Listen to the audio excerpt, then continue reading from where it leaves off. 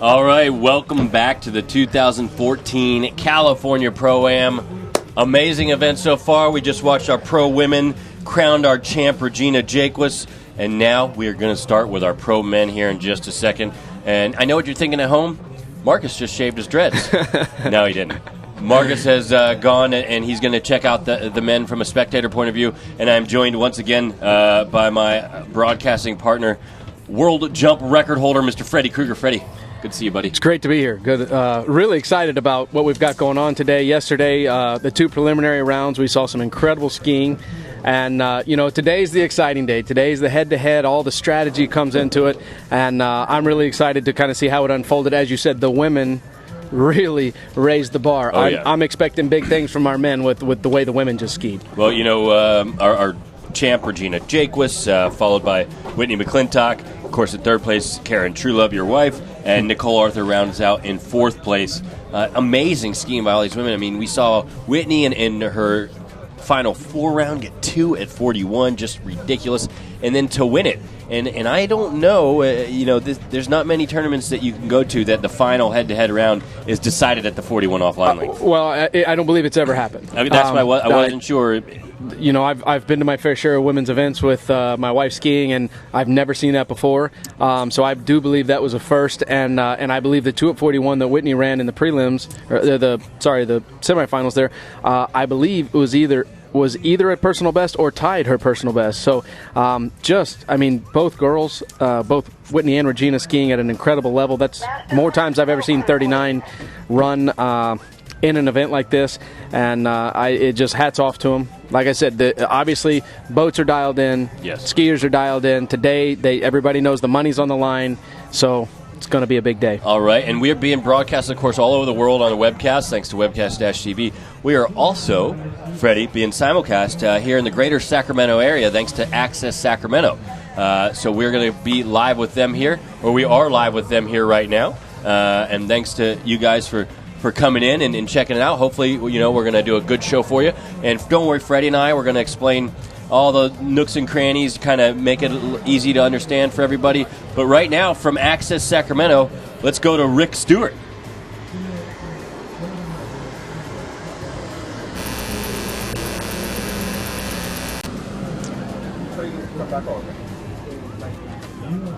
Or maybe not go to Rick Stewart just yet. Anyways, Freddie, we see the boats going down. They're doing what we call the simulation pass. They're just kind of, chopping up the water a little bit, make sure it's the same scene for everybody. And we're going to have, the top 8 men's slalom skiers this weekend in the world here skiing in just a second. Our number 1 seed, Nate Smith, going to take on number 8, Chris Rossi. Number 4, Terry Winter, going to take on number 5, Daniel Odvarko. Number 3, Will Asher versus number 6, John Travers. Number 2, Freddie Winter versus number 7, Thomas DeGasperi. And we'll get into everybody's, bios and backgrounds here in just a second. And I would like to welcome Sacramento to the broadcast. Hello, Sacramento. Yeah. Welcome to the 2014 California Pro-Am. If you were with us a little bit ago, you saw our pro women's slalom event. Well, now we're going to move into our pro men's event. I am Tad Schreiber, sitting alongside Mr. Freddie Krueger. Yes, Freddie Krueger. Yeah. Who is one of the best men's water ski jumpers in the world, with a world record of 250 feet in jump. So wrap your heads around that one. And Freddie, of course, an amazing skier all around and a wealth of knowledge with slalom. He's going to sit in here with me, and we're going to watch the best men's slalom skiers in the world in this professional slalom event. And we'll talk a little bit about what exactly is going on once we get moving. Yeah, and for our folks at home, the format we have here today is going to be fairly simple to follow in that it's what we call a head-to-head challenge. So we have 2 boats and 2 skiers, and the first skier is going to run the course. The second skier is going to run the course at the same speed and rope length. Very easy to follow along. We're going to explain some of the rope lengths as we go along, but here's the only thing you've got to keep in mind. Whatever score the first skier runs, the second skier has to beat it. Okay, so if you're sitting at home and you're thinking to yourself, well, hey, wait a minute, that first guy might have the advantage because if they tie goes to the first guy. The way that's decided is our top-seeded skier in each grouping has a choice to either choose whether the order that he wants to ski in, or he can choose the boat manufacturer that he would like to ski behind. We have a Correct Craft 200, and we have a Mastercraft Pro Star here. So that's where some of the strategy is really that you're going to hear us talking about. And we're guessing a little bit, but where things will get interesting is if you have a sponsored athlete, say like a Nate Smith versus a Will Asher who is sponsored by a different boat company, and we'll see that unfold. Well, here we are. Without further ado, ladies and gentlemen, our first bracket, number 1 seed on the water, Nate Smith. Chris Rossi, number 8 seed on the water. I apologize, folks. Number 8 seed Chris Rossi out there on the water. He is skiing first. He is going against number 1 seed Nate Smith. And Freddie, to guess on some of this strategy, Nate had the option of choosing the order or the boat.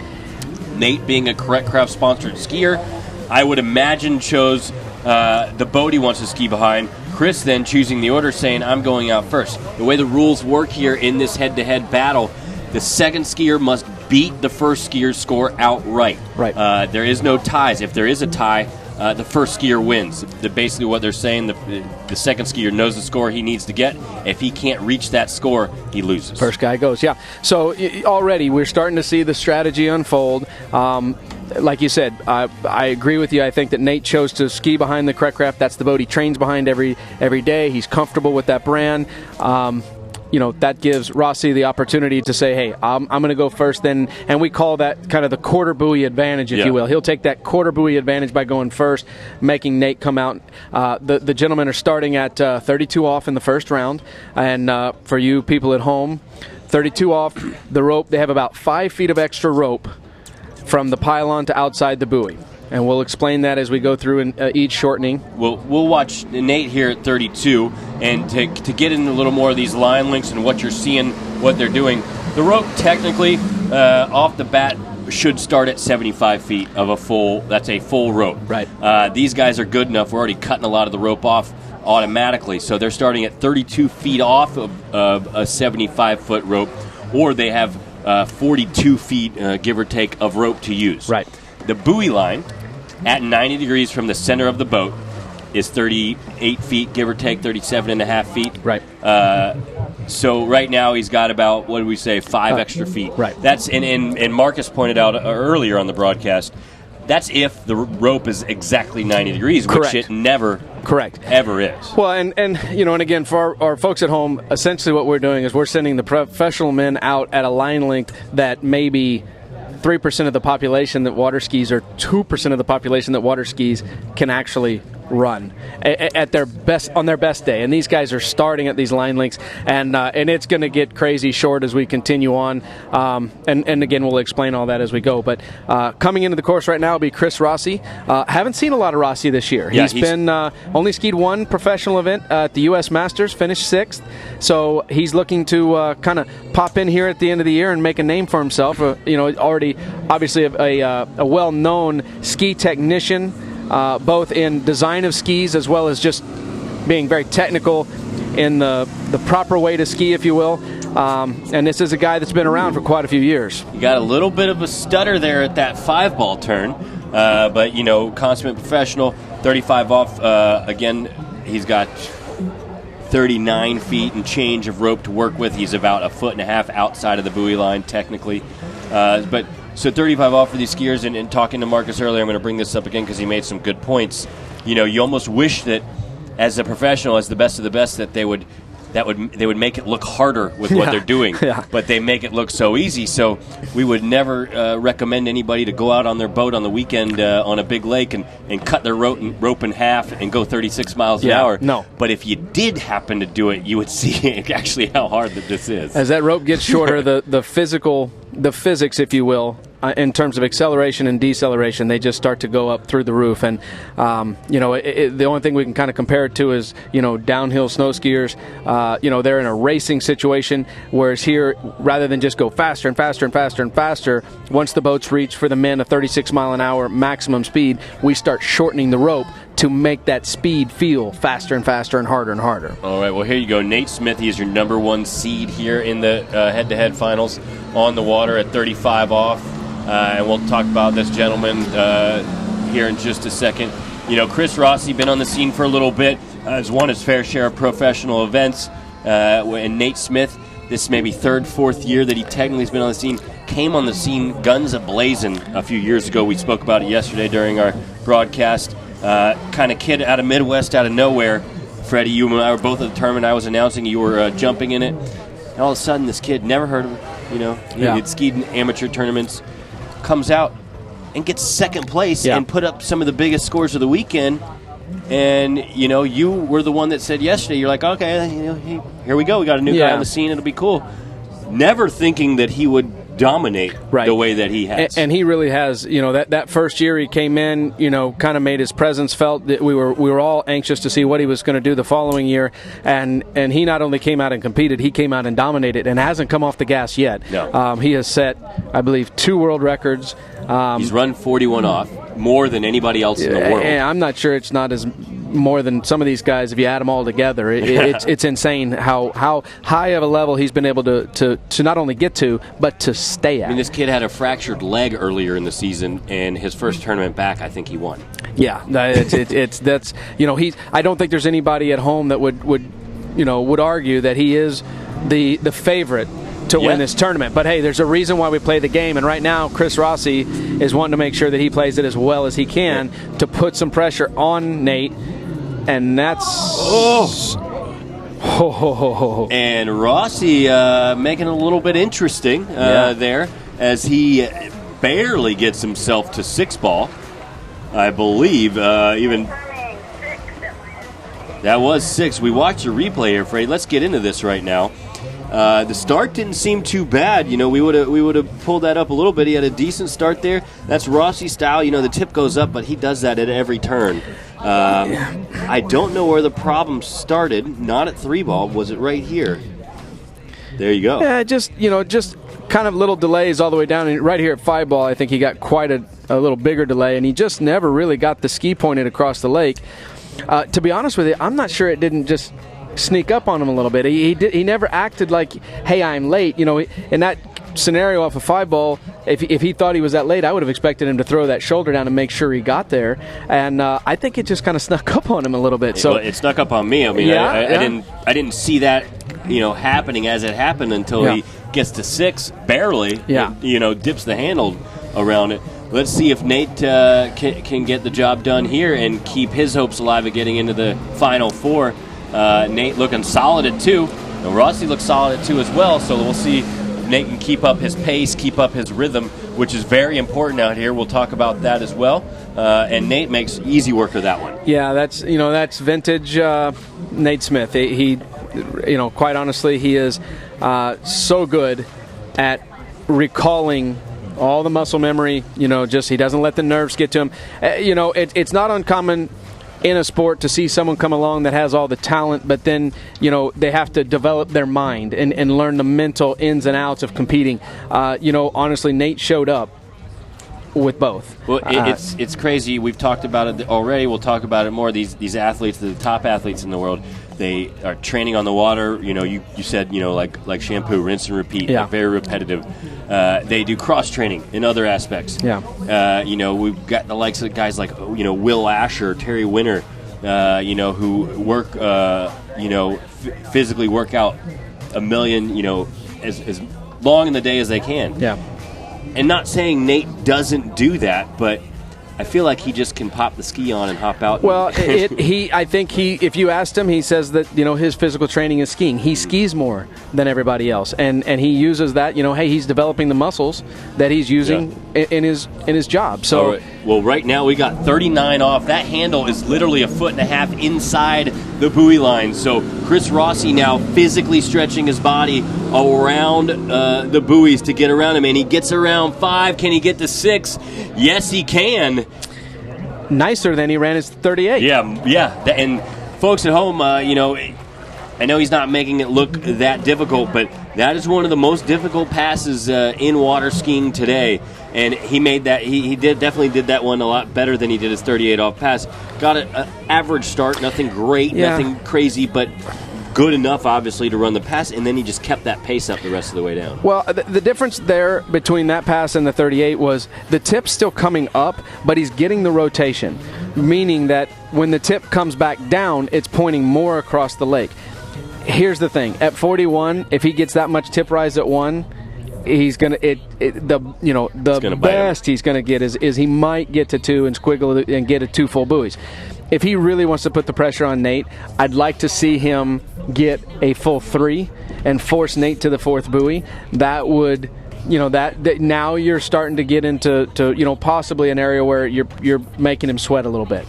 All right, well, here we go. First bracket of our Pro Men's head-to-head finals. Nate Smith versus Chris Rossi. We're already in the 39 off line length. Chris Rossi just running it. Nate Smith must do the same to keep his hopes alive. And here we go. Nate around 2, looking solid over at 3. Easy at 4. Nate Smith, again, this guy, we say it repeatedly when we watch him ski. Did they actually shorten the rope right there? Yeah. Because he makes it look that easy. Well, and I think that, barring just a huge catastrophe on Nate's part, there's nobody that's going to ski against him today that doesn't expect this to come down to, 41 off. Everybody is expecting him to run that. And Rossi did it. And now he's gotten himself to this what I'm going to kind of assume to be the final pass here at 41 off. And now the pressure is squarely on Rossi's shoulders to get. I think it's going to have to be more than 2. I think Nate can get to 3 almost on demand. So, but when you put that kind of pressure back on Nate that he's got to get the start and get to the 4th buoy, it really changes the game. Agreed with you 100%. And first bracket of the day on the men's side, and we're in 41 off. That's the kind of action we got for you here today at the 2014 California Pro-Am. Let's check it out. Chris Rossi on the water, 41 off. Start so important, and Freddie, I agree, a piece of 3 would be great for him. He Solid can do it out of with 1. Big turn at 2. Gets around 3. Can he zigzag it back? He can. Yeah. You said it, Freddie. Yeah. That's the score you thought he needed to get to put the pressure on, and albeit Nate more than capable of getting to 4. We saw it twice yesterday. Yeah. But now the mental aspect comes into play. And there's another layer to this, and that is the 4 gentlemen who do not go on into the next round. The scores that they get in this round will decide their placement. So that 3 at 41 is a very strong score. So if Chris Rossi does not beat Nate Smith, and he's basically fighting them for positions 5th through 8. Mm-hmm. You're talking about a paycheck. You're talking about elite points. You're talking about pride. So, Rossi, that 3 at 41 is a great score. It's not only got him still in the hunt here, but it's put him in a great place if he doesn't proceed to maybe take a little more money home to the wife and kids. And here's where we find out something else about Nate Smith. Does Nate feel pressure? Yes, he does. Okay. He does. Everybody does. Anybody that says they don't, they're lying through your teeth. He feels the pressure. He just tends to be better at dealing with it. And I think this is, Good answer. All right, here we go. Nate Smith, 41 off the line. Check out the start here. A little bit down course at 1. Hooks it at 2. Wow. On fire out of 3. Little loose line. He just needs to get around 4, and he does. And he does. That's all he needs, and he is moving on. 3.5 at 41 for Nate Smith. Wow. Handled that pressure. Yeah, and that's the thing. You like I said, you're kind of pulling for Rossi to get into that 3 ballpark, but the flip side of that coin is, we talked about this yesterday. There's 2 sides to every coin, 2 sides to every argument. When Nate knows he has to get to 4, then he is going to commit 100% to the gate shot, to the first buoy. And for our people at home that might be saying, well, why would you ever not? If he only had to get around over to the second ball, he might take a little easier gate and shot at 1, and sometimes that bites you in the rear end. So, but Nate had to commit. He did.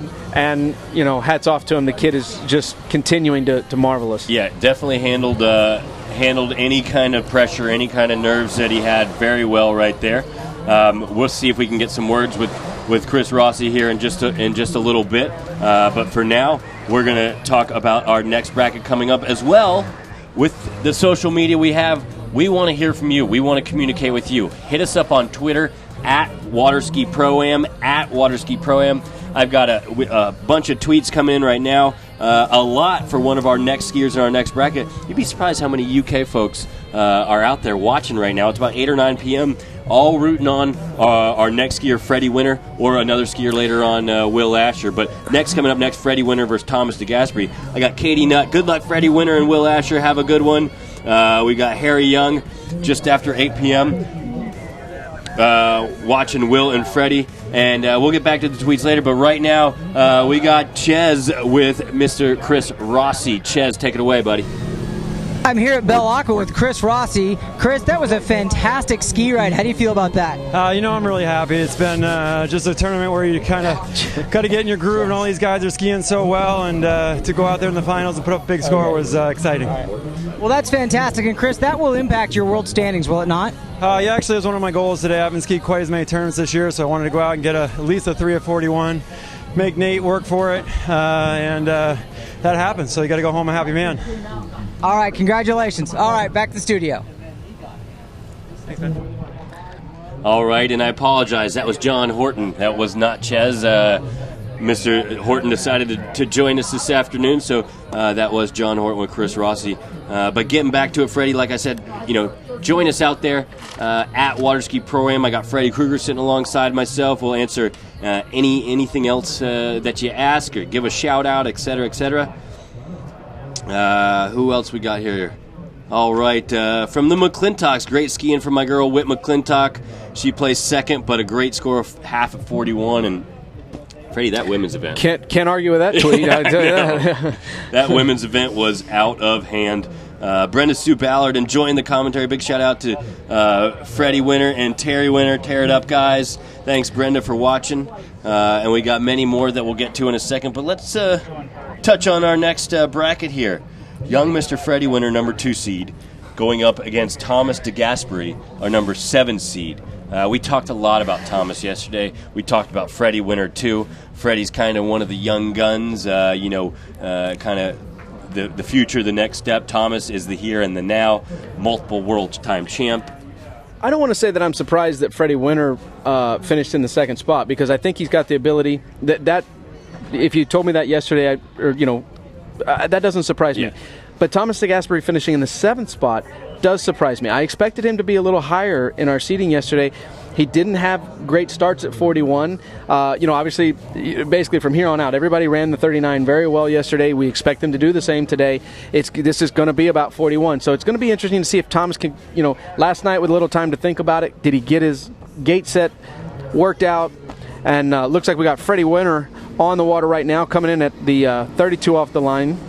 That's right. The young Brit, Mr. Freddie Winter, on the water, choosing, I would guess, to go out in the first spot to make Thomas beat him. And, yesterday we talked about DeGasperi being one of the most consistent guys on the scene for the past few years. And in that 7th spot, and I do agree with you, it's surprising to see Thomas in the 7th spot, but it just goes to show the caliber of skiers in the performances that we saw yesterday. Thomas had, I think, two at 41s, and that gets you in the 7th spot. Whereas, you had Nate with a 5, you had Will had, I think, 3 and change. Freddie had 4, and so on and so forth. So we talked about Thomas, and here's the thing, Freddie, and we touched on it yesterday, and I'm sure we'll talk about it today. He may not have had the highest score yesterday, but there's a lot of events that he's won in the past that he never had the highest score. Well, and that's where I think this pairing is going to be very interesting, because, we saw great consistency out of Freddie Winter yesterday, getting to 3-ball twice. Thomas not getting there either time, but this is a KG veteran. This guy knows how to show up on Sunday and get the job done. So, you would think that Freddie might feel a lot of confidence. Hey, I was a 2nd seed. I've got the number 7. But when you look down on the piece of paper and you see it's Thomas DeGasperi, you're like, man, that didn't work out like I planned.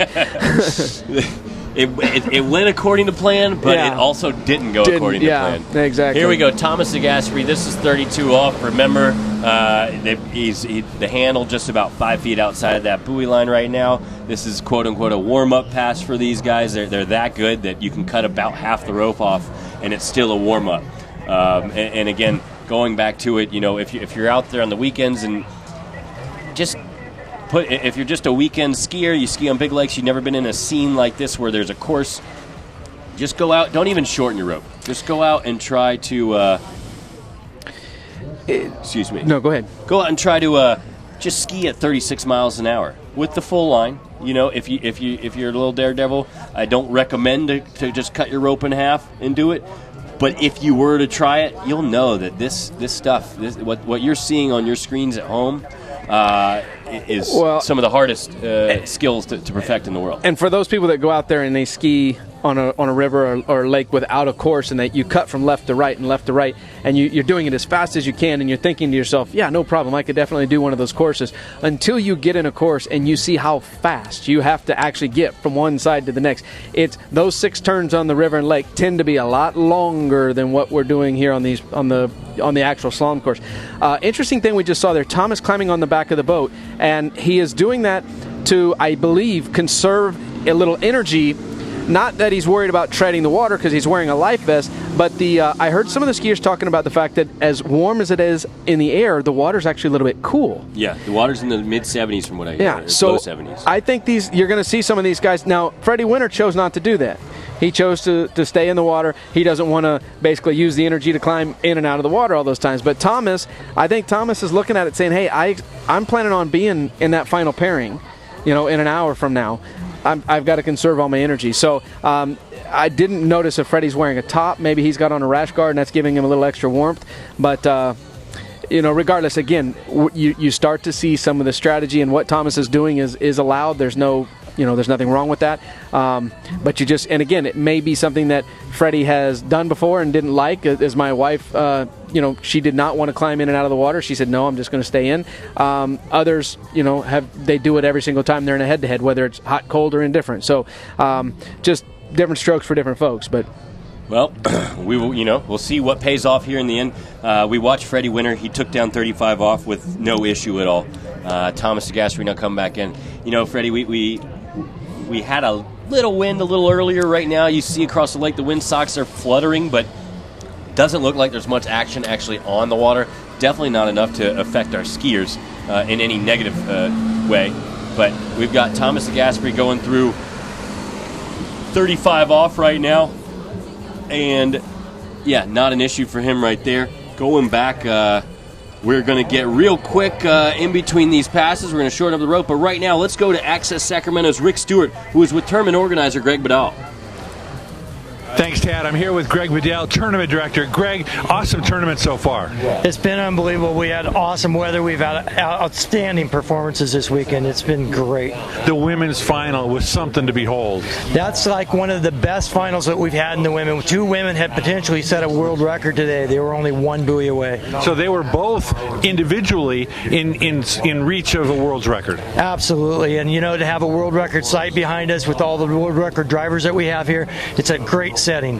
Greg, it's been a great tournament. Thanks for having us with you and all your support. We'll be back again, I'm sure. Tad, send it back to you. All right. Well, thank you very much, Rick. And, of course, big thanks to Greg and Debbie Bedell, these organizers, the 12th year, I believe, of this event. And they work their rears off to get this event off every year. It's moved here to Sacramento a year or so ago. And just very cool vibe out here at this event. Always love coming out to the West Coast. But here you go. This is 38 feet off the line for Freddie Winter. And Freddie Kruger, we can talk now. The fact that handle on that rope is about a half a foot inside the buoy line at the 90 degrees. So with the widths that these skiers are getting, you're looking at potentially a couple feet inside the buoy line. So that now they are literally physically stretching their bodies to get around. Yeah, and that one-handed turn where you see them reach the handle to the inside, and really that's actually probably a bad description of it. They're not moving the handle to the boat; they're actually skiing their body away from the handle to give them more width on the course, so that they can. And the thing to realize, for those at home that aren't that familiar with tournament skiing, is that common sense would say there's a buoy out there and they're going to turn around it, so the buoy would be the middle of their turn. But again, much like what you would see in snow ski racing, where they come down and they run right over they put their shoulders right on the flags as they're coming down. Same thing here, in that the buoy is actually the finish of the turn for these guys. They want to get out, reach the apex of the turn prior to the buoy, and then start that turn back in, so they're actually moving back to the wakes as they pass the buoy. As the line gets short, that gets harder and harder to do. All right, well, we got Thomas de Gasperi coming in at his 38-off pass, and these Brits are just sending in tweets like crazy, cheering Freddie on, and in a bit we'll be cheering Will Asher on. But right now, Thomas de Gasperi on the water, 38 off for him, and he's run this pass quite a few times before in his career.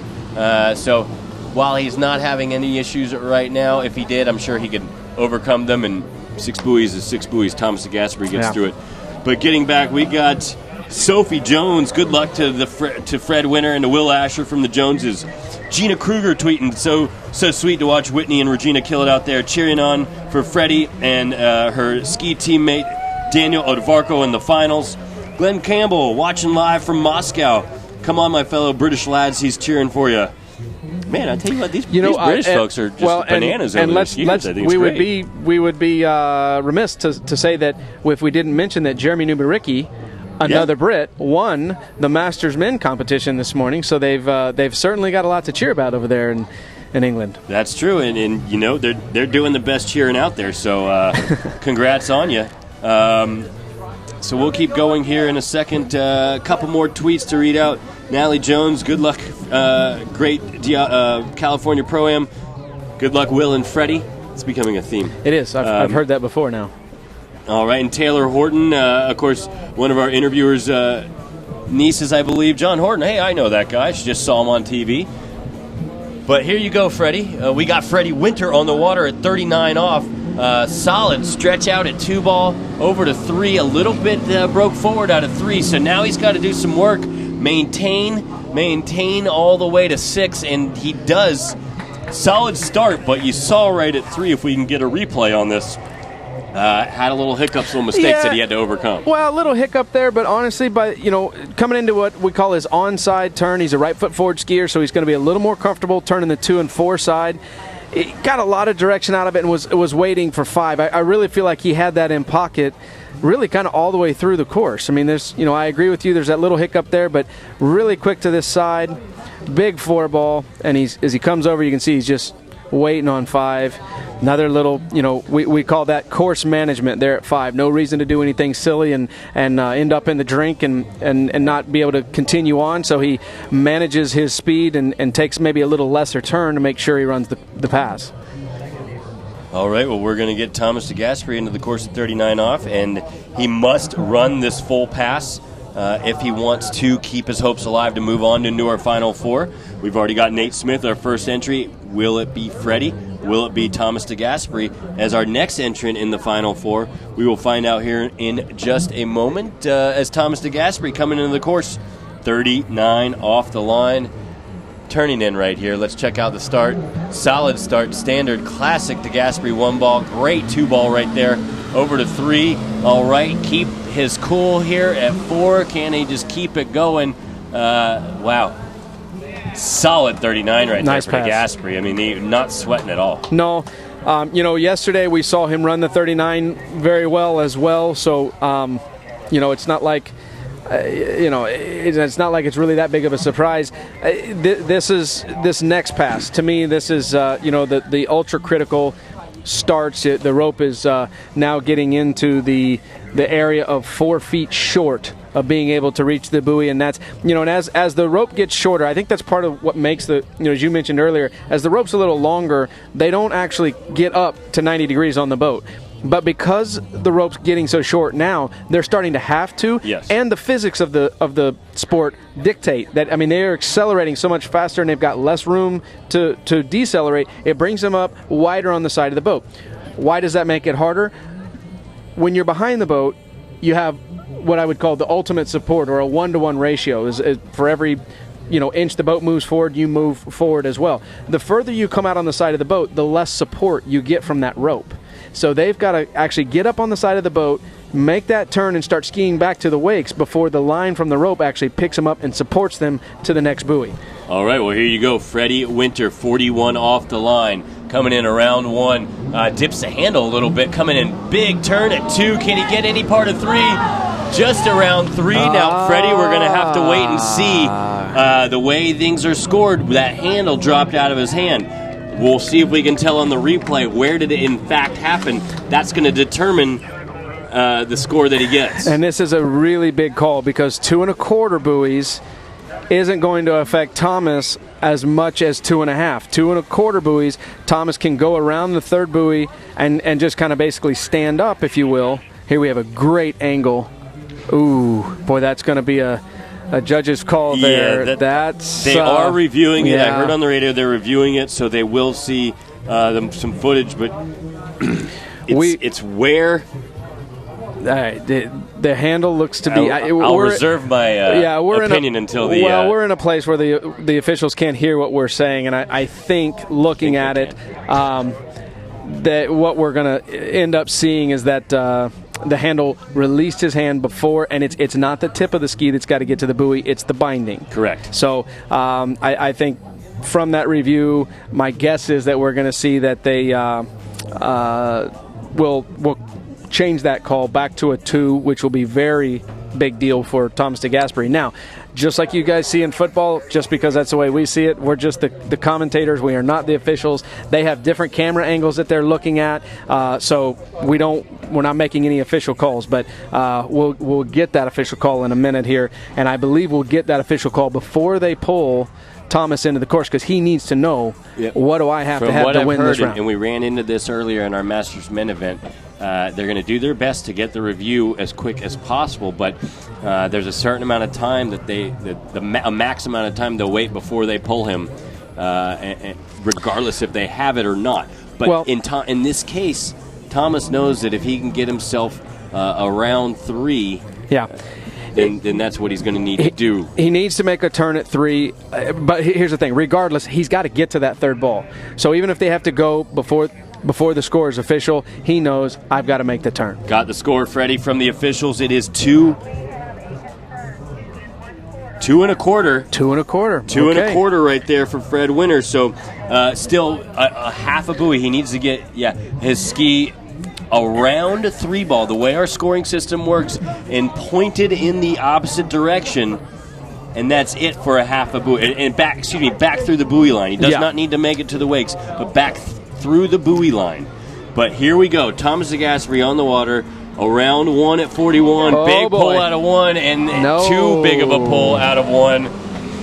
So in the end, it didn't come to fruition. It may have changed his start. I don't know if it would have, because he needed about the same thing regardless. I think this was one of those situations where Thomas knew he had to get to 3 ball regardless.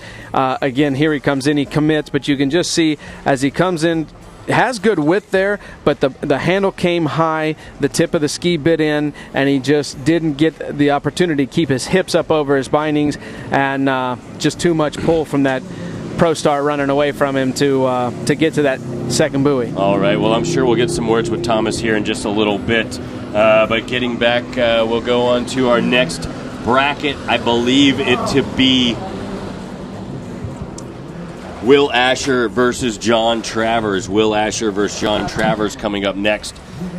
Dueling Team HO skiers. Yeah, they here, are. So. And again, I saw this earlier in the Masters Men, where we had 2 good water skiers, which I'm sure, good is happy. Hey, I got 2 of my guys in the finals. Oh, wait, one of my guys is going to knock the other guy out. Same thing with HO. Yeah. Sure, team manager John Maumers is happy and sad and aggravated. You like to space them out here to give your ski company the best chance of getting to the finals. So all right, we are going to get right now. We've got Thomas de Gasperi.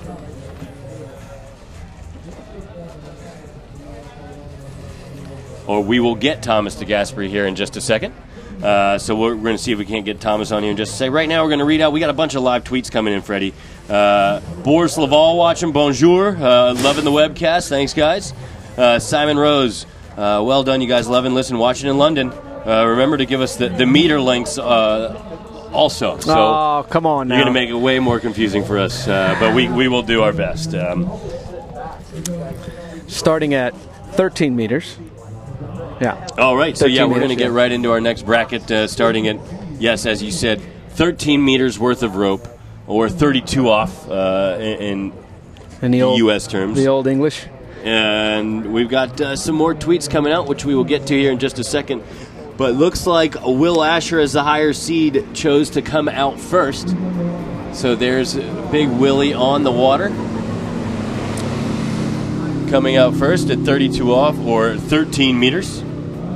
And I'm sure I'm about to get a lot of tweets from the Brits cheering on Will. They already got half their finals contingent through with Freddie. Now they want to pull Will all the way through too. And hey, maybe they're sending so much positive vibes and good thoughts over there from UK.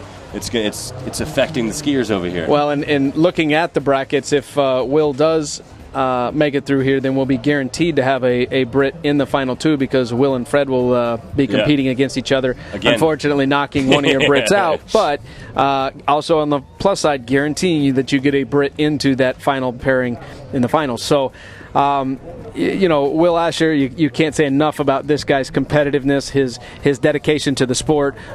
Truly one of the most professional men's slalom skiers that I've ever met in terms of his dedication to mental training, physical training, equipment design, and just continued tinkering. He's that guy. He's the next generation of the Chris and Bob LaPointe. Yeah, exactly. He's learning from them. Yes, and it shows. All right, well, on the water right now, kind of still one of the guys in this young gun contingent, although he's got himself a couple titles under his belt. We have John Travers on the water. Again, a fellow HO teammate along with Will. JT, John out there, and he's had a pretty good season so far. Taking himself a runner-up at the Masters earlier this year at Georgia, and a couple other big finishes. So John doing pretty good, and would love to cap off the season with a victory here in California. Yeah, he is, like you said, he got a second at the U.S. Masters, a couple of top 10 finishes in some of the remaining events. He has really come on to show himself as being one of the more consistent competitors in the field. And there we see that Will Asher chose to stay in the water, and we see John Travers climbing out and going to rest there on the platform of the Craft 200, just kind of catch his breath and most importantly, kind of get out of that cooler water and keep his body temperature up so he doesn't get too cold. And, if I was a guessing man, I would say in this respect, with Will being the higher seed, he chose to go out first. John, as a Team Nautique skier, chose, okay, well, if I'm going out second, I get the boat choice, I'm going to choose the Nautique. That'd be my guess on that one. Yeah, and sometimes these guys know that in terms of Will. We don't know. I don't want to speculate which boat he would have preferred to have, but if he did want the Mastercraft by chance, he would say, hey, I can go ahead and choose this my spot and go out first, because I know John, as a Nautique guy, is going to pick that boat anyway. So in these early rounds, I think we ran into that with Karen and Karina, and I imagine with Karen and Whitney, Whitney chose to go first, knowing that Karen, as a Team Mastercraft skier, would choose that the Mastercraft and kind of give that to her. And there was,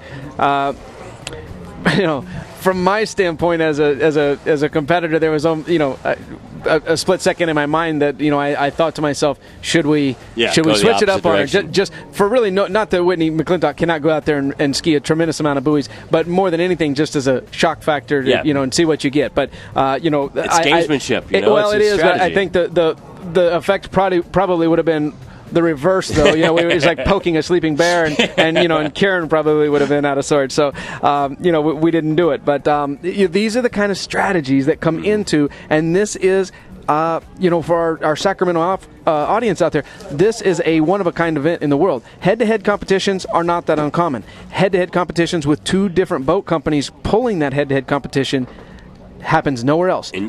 Only tournament. You just answered our next You're welcome. Twitter question from Thomas Prindle. How does Nautique versus Mastercraft play in the head-to-head? Well, there you have it, Thomas. It's definitely plays right into the strategy, especially when you have team skiers as well. Right, and there's, I assure you, because I was down there in the starting dock for the women's event, and I assure you, in the men's event, there's a lot of talking, and even between rounds, some guys are trying to figure out the best way to. Again, they are not necessarily playing with each other's minds, but they are looking for competitive advantages, however they can get them. Okay, well, here we go. John Travers, 35 off. Doesn't seem to have an issue coming into four-ball. JT around 5, and, we talked about this. This guy came on the scene, kind of broke through a few years back, winning his Masters title. You know what? We're going to get to John here in just a bit, a little bit more about John in just a bit. But right now, we've got interview with Thomas de Gasperi. All right, we're here with Mr. T-Gas on his Nano XT, and can you share a little bit about how the rounds went for you to this point? Well, I skied okay yesterday, and then today I felt good until 41. I think my 39 off, it was great, and then I felt good, and then I think I just didn't have enough speed at my gate at 41, and that's what happened. Yeah, and strategy-wise, how did you go about? Oops. How'd you go about picking boat or going off the dock first? He picked to go first, that I picked the boat, so it was, it was just, I didn't have much choices. I would have rather gone first, but it is what it is, Right on. Well, you skied really good up to this point, and I know you'd like more, but we appreciate you being out here in California. No, it was fun. It's always nice to come here. A lot of nice people. Conditions are perfect. The lake is beautiful. Temperature is awesome, and I'm happy. I've been having a good season. I won, the Moomba Masters, the U.S. Masters. I got third at Malibu Open, and I wish I could have gone a podium here, but maybe next year. Right on. Well, thank you very much. We appreciate being here. Thanks. Going back to you guys. Okay, good stuff with Ches and Thomas de Gasperi. Thomas, I'm sure we'll see you in the finals here real soon again. Yeah. We got Will Asher on the water. This is 38 off the line. All right, that handle now inside the buoy line, as we spoke about before. Not seeming to affect Will very much at all. That was a beautiful pass. Yeah, just an outstanding pass for Will Asher right there. And here we go. We're going to get to some more tweets. They're starting to roll in. I know Mark VF is shooting some tweets and some tags in, so thanks for watching. Simon Rose over in the UK letting us know Freddie Winter beat Thomas in the UK at Gosfield Lake last month. So that was a repeat performance for Freddie right there. All right. Harvey Dyson, yes, get in, Freddie. Good start for the Brits. Shout out to Dave Nutt, who's watching in Fairford, England as well. Matt Page, loving the broadcast, loving the nightmare, and all weekend long on the mic. Good response so far, Freddie. I think after when you decide to hang up the longboards, you can come. I mean, it's very lucrative. Oh yeah, this is where the money's at right here, folks. Don't kid yourself. Interesting thing yesterday when we started back with one of the events, you went to the office to visit the loo actually, and I was sitting here by myself, and it was unbelievable how exponentially hard it was to do it by yourself. To banter back and forth is one thing. To sit here by yourself and work your way through is so much more difficult. So my hat's off to you. Here we go, John Travers. Whoa. Wow, deep out of one, big turn, but able to recover and calm down a little bit. And here we go, coming into 5. Nothing ever happened. Yeah. I'm hoping we're going to get a replay on this one, because he had all but maybe a centimeter of that ski underwater coming out of one ball. Watch this right here. Well, and for our audience at home, big lean right there. For our audience at home, the thing to remember is 6 buoys is 6 buoys. There are no style points. The only thing that matters is that he goes through those entrance gates, around the 6 buoys, and out the exit gates. So in this pairing, we've seen Will run through these passes with no hiccups. He looks fluid.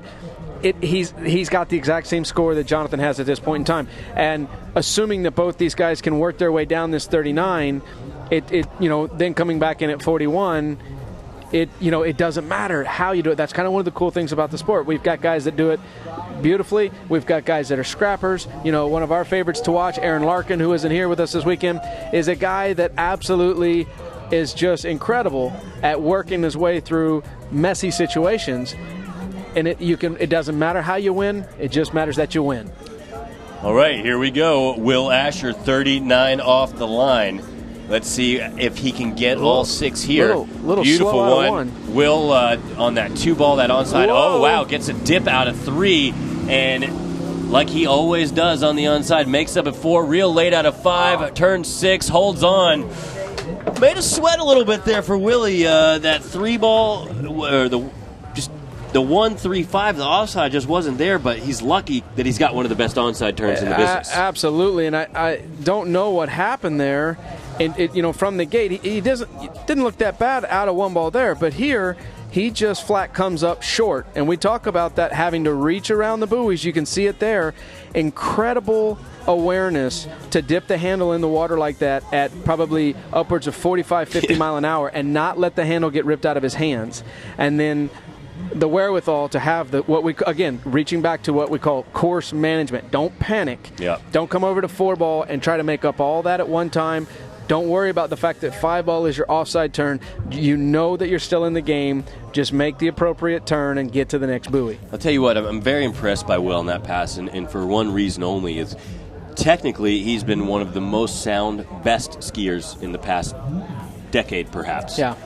I've seen him scrap here and there, but that was a full pass of scrap. Well, and he got it done. And go back to my earlier comment. Here we've seen Will run all these passes flawlessly, and there we see the ugly one, And now here's Jonathan, who's been not quite as on. His 38 wasn't quite as nice. Let's see if he can get down the pass as well. All right, here you go, John Travers. Good 1-ball right there for JT. Over to 2. Nice turn out of 2. So, tale of two Johns right now as he gets himself around 4, and he's running a little late for 5, but gets hooked up. Great turn around 5-ball to get him set up for that last turn at 6. And you kind of called it before it happened. John hadn't had the prettiest earlier passes, had some mistakes that he's able to recover from, but a much better, much more sound, a much better rhythm on that pass there. While it wasn't perfect, no. But it was probably his best pass so far in his set. Exactly, which is, and when you talk about doing that at a pass as difficult as 39.5 off, that's not easy to do. Good time to peak. Good time to peak, exactly. And, interesting thing here, we've got a left foot forward skier in John Travers versus a right foot forward skier in Will Asher. So as we come into this situation with Jonathan being left foot forward at the 41 off, it's still an extremely difficult pass. But if this is going to come down to someone needing to ski 2 buoys, advantage you could say would go to the lefty in this situation because they're getting to turn that first buoy on their good side turn. Now, if Will can by chance get the full 2 buoys and force Jonathan to have to get to 3, it evens out that advantage. All right. Now, both these gentlemen got at least to 3 yesterday in the preliminary rounds. Let's check out Will at 41 off. Gets a little bent out of shape, but can he make it up here? Nice. Oh, goodness. Yeah, he makes it up there. Gets himself around 3. He gets back to the wakes. Solid performance. 3 and 41. He did it yesterday. John did it yesterday. But the thing now for John is he's got to get that ski to 4-ball. Yeah, and I'll tell you, Will, this is that you've got to make a split-second decision here. When he comes off a 2-ball, here we watch it in the replay. This is a good turn. He gets off at 2. Here's the decision. Do I turn this or not? And you can see he came up narrow again, made the right choice. Get the full 3, push Jonathan to 4. Now, Jonathan is a left foot forward skier. If he can get a start, and I use the word if he can get a start at 1, if he can get a decent turn out of 2, he can get to that 3rd ball. This is a young man. We have seen him come in late, make big turns, and make it to the next buoy. So, not to be redundant, but if he can get a decent start, this young man can get to 4. One thing I know for sure is John will leave it all out there. So regardless of what happens, whether he gets to 4 or not, there's going to be a spectacular finish here. He's either going to get to 4, which is spectacular in itself, or some more spectacularness will happen out there on the water. Let's check out John Travers, 41 off. Can he get a good 1-ball right there? Yeah, he can. Can he get over to 2 and keep it in the fairway? Oh, there was the big question. Such a good 1-ball. God, such a good 1-ball. And, you never know what's going through his head, if he's trying to take it easy at 2, if he's trying to stay aggressive, as we see the replay right here.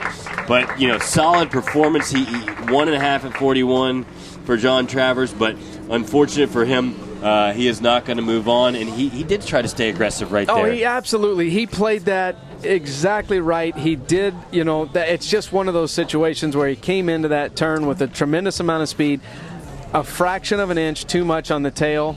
The front of the ski didn't stay in to pull the ski through the turn, and it just, the tip climbed out. And, you really feel for Jonathan on that. He skied tremendously well.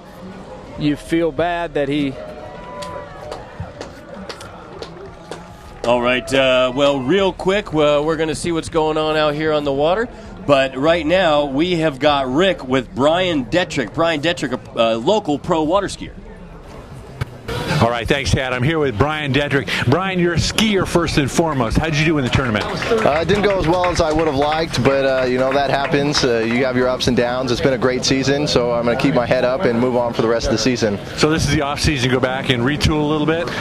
We actually still have a couple more events this year, 3 more, all on the East Coast in Florida. So that'll be finishing up here in November. Okay, and briefly, you're more than a skier. You're also helping out with the social media. Is that it? That's right. Helping Greg Bedell out with this event, with marketing and media, just trying to help promote it and grow the event and grow the sport as well.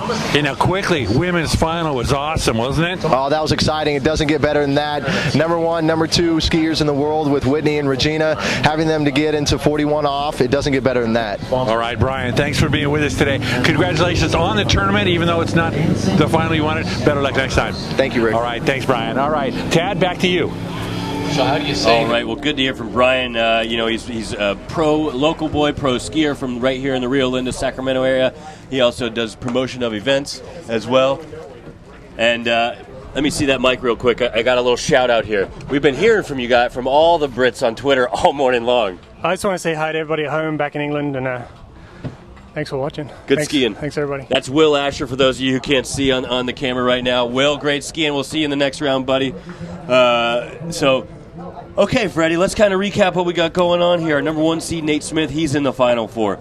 Number 2 seed, Freddie Winter, he's in the Final Four. Number 3 seed, Will Asher, he's in the Final Four. One more bracket to go here. Coming up next, California boy Terry Winter versus our number 5 seed, Daniel Odvarko. Both these guys, again, into that 3 at 41 off yesterday. Yeah, and we've seen, thus far, we've seen every higher seed able to pull off and advance into the Final Four. Terry Winter being the higher seed here. History is looking to possibly favor him. But Daniel Odvarko has skied extremely strong this entire event, and honestly, all year. He's done very well. Terry Winter here on a new ski this year, one that he's helped develop just recently. Actually, this is actually the first professional event for him to ski on that. First time we've actually, you and I, got to see it. Eyes on it, yeah. So there's a lot going on in here, and this is I expect this to be a very tight pairing. Yeah, should be a good show here. We'll get them on in just a second. I got a lot more tweets. Very cool tweet from our women's champ, Regina Jaquist. Freddie, this went right over me. That's a three-peat for her.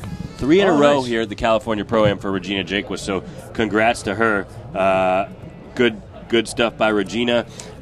We got Richard Crossland. Well done, Fred. Did just what he needed to get it done. He just needs a power carve, and he'll be a legend. Good luck for Will. I'll tell you what, we'll get back to that, but right now on the water, looks like we've got T-Whisper. Terry Winter. They call him T-Whisper. He's a very soft-spoken guy, leaves all of his words, I guess you could say, out on the water. But just one of the most efficient skiers. The form, the style, whatever you want to call it, some of the best out there. And we talked a little yesterday. Terry, one of the shorter guys out here. I mean, he's not super short. He's about 5'8", 5'9". But your average height for these slalom skiers, you're looking at 6 foot plus. Yeah, for a professional slalom skier, you typically would see somewhere between that 6'2" and 6'5". Terry coming in at 5'8", he looks like Spud Webb out there. But he makes up for it, and he is extremely strong. It reminds me of being built like a pit bull, and he's got all the necessities. He's extremely mentally strong, physically strong, great technique. Works hard to keep his equipment. This is another guy that likes to push the design envelope on our ski equipment and working with boat companies and that. So, very involved young man in the sport, loves to coach and, help other people be great skiers. So, he is immersed in the sport at all times, and it shows in his skiing. All right, so on the water right now, number 5 seed Czech Republic skier, Mr. Daniel Odvarko. Daniel Odvarko on the water, and Freddie, you're right. He's had a pretty strong year. He's put up some big scores recently, and he's just missed the podium here and there. So, and you look at that, a little showmanship out there. Yeah. He just missed a podium, I think hitting a 5th, maybe a 6th place here in some of these past events, just outside the top 5. So I'm sure he'd love to get up on the podium, top 3, if not the top spot this weekend. Absolutely. I mean, with these guys, Daniel, we saw a 4th at the Italian Pro stop, 5th in the Calgary shootout. So he's hit the top 5. He's been in there, 12th at the Malibu Open. This is a guy who has broken into the top 10 this year. He wants to stay there, but you're right. Hey, top 10 is great. Being on the podium is what, it's the reason the way these guys get on the plane and come here. So, interestingly enough, Tad, we started out the event. You made the comment about the wind. It was down. There wasn't a lot. The trees, the windsocks were just barely moving.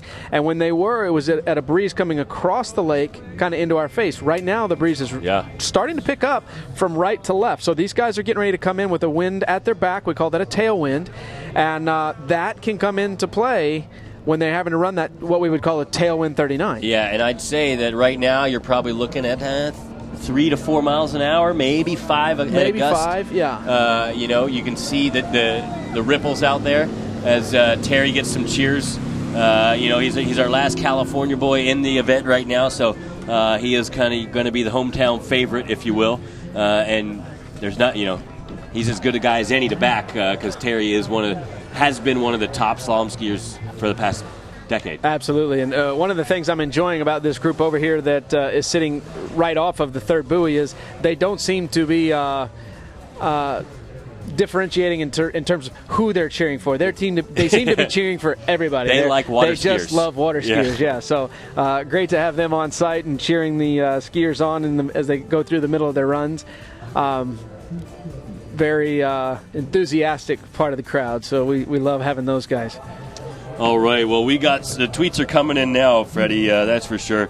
Dom wants to see a Brit in the final day, although still wants to see Nate win even though he's British. So Dom's pulling for Nate Smith. Jason Proctor tweeting a picture of his Will Asher poster. Go Will. Go Will. And we got Renee Jake was tweeting out Regina's sister. Amazing skiing by the ladies. Regina, you're my hero. Congrats on another title. So Regina's sister giving a shout-out. Renee, glad to have you watching. Good to hear from you. And here we go, Dan Odvarko on the water. Dan, of course, training down in Santa Rosa Beach as well. The same site as as Regina at Corey Picos' ski school. So obviously Corey's doing something right. He's got a couple of his top-notch students here in the finals. Yeah, one absolutely. of them is the champ. Yeah. But right now, we are going to go. We've got an interview with Mr. Will Asher. So let's check it out. All right. We're at the California ProAm here with Will Asher that just is continually setting the bar up as high as it can possibly be. How you doing, Will? I'm doing pretty good. It's great to be out here in California at the California ProAm. This place is awesome. Name of the game right now is keep moving on. If we keep skiing, we have 2 more rounds. It's a lot of skiing, so it's about just being in the moment and trying to keep going. It sounds good. And I know you're Team HO. You had JT out there, and you got to take down your brother. So how's that going?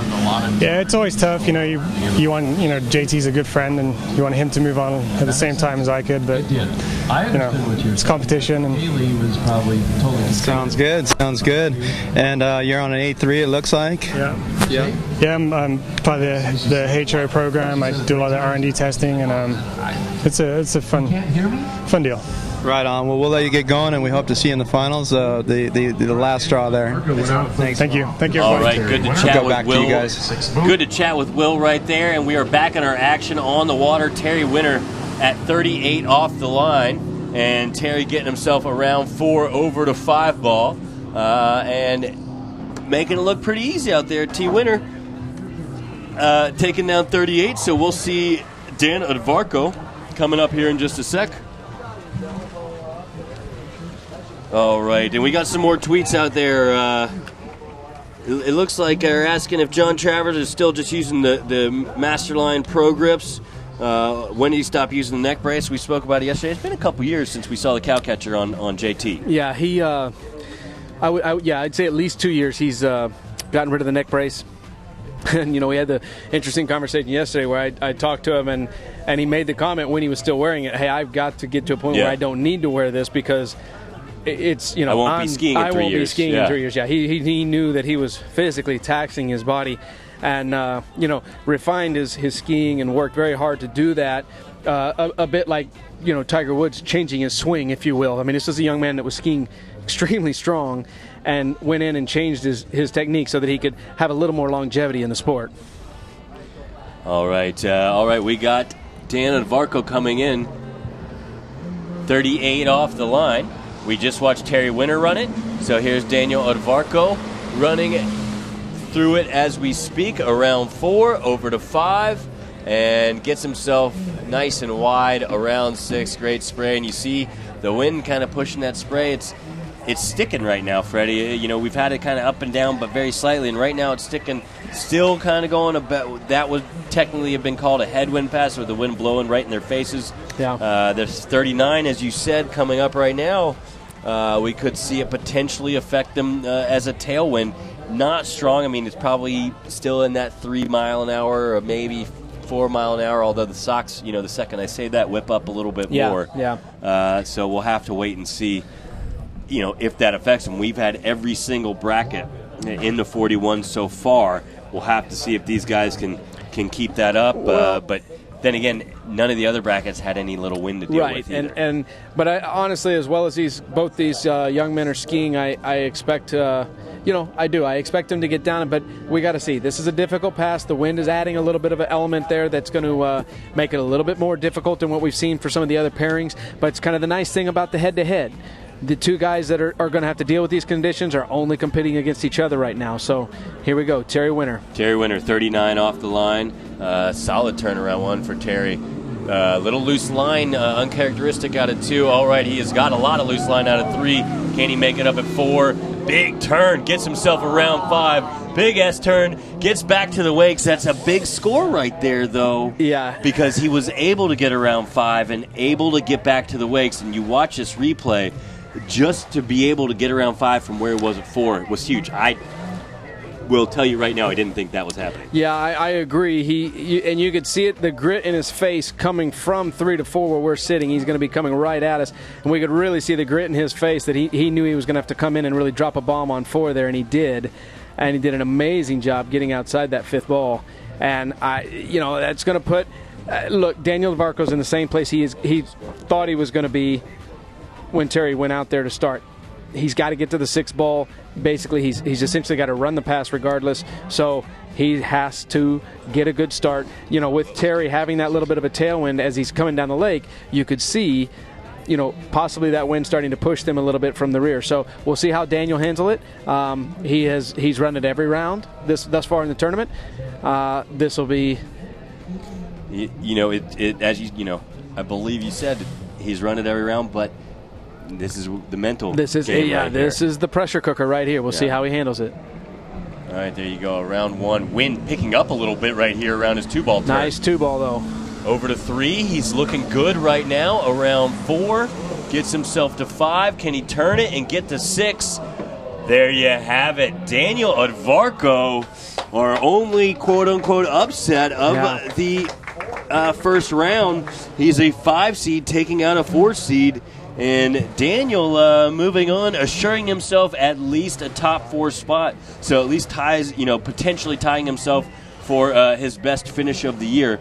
But he's not done. As you look at the replay, that was a pretty flawless 39. That was a great 39. You would have no idea that there was, you would certainly look at that and say the wind had no effect on his ability to run that pass at all. He skied it from start to finish just about as nice as you possibly can. All right, well, the way it shapes up right now, it's going to be number 1 seed Nate Smith taking on number 5 seed Daniel Odvarko.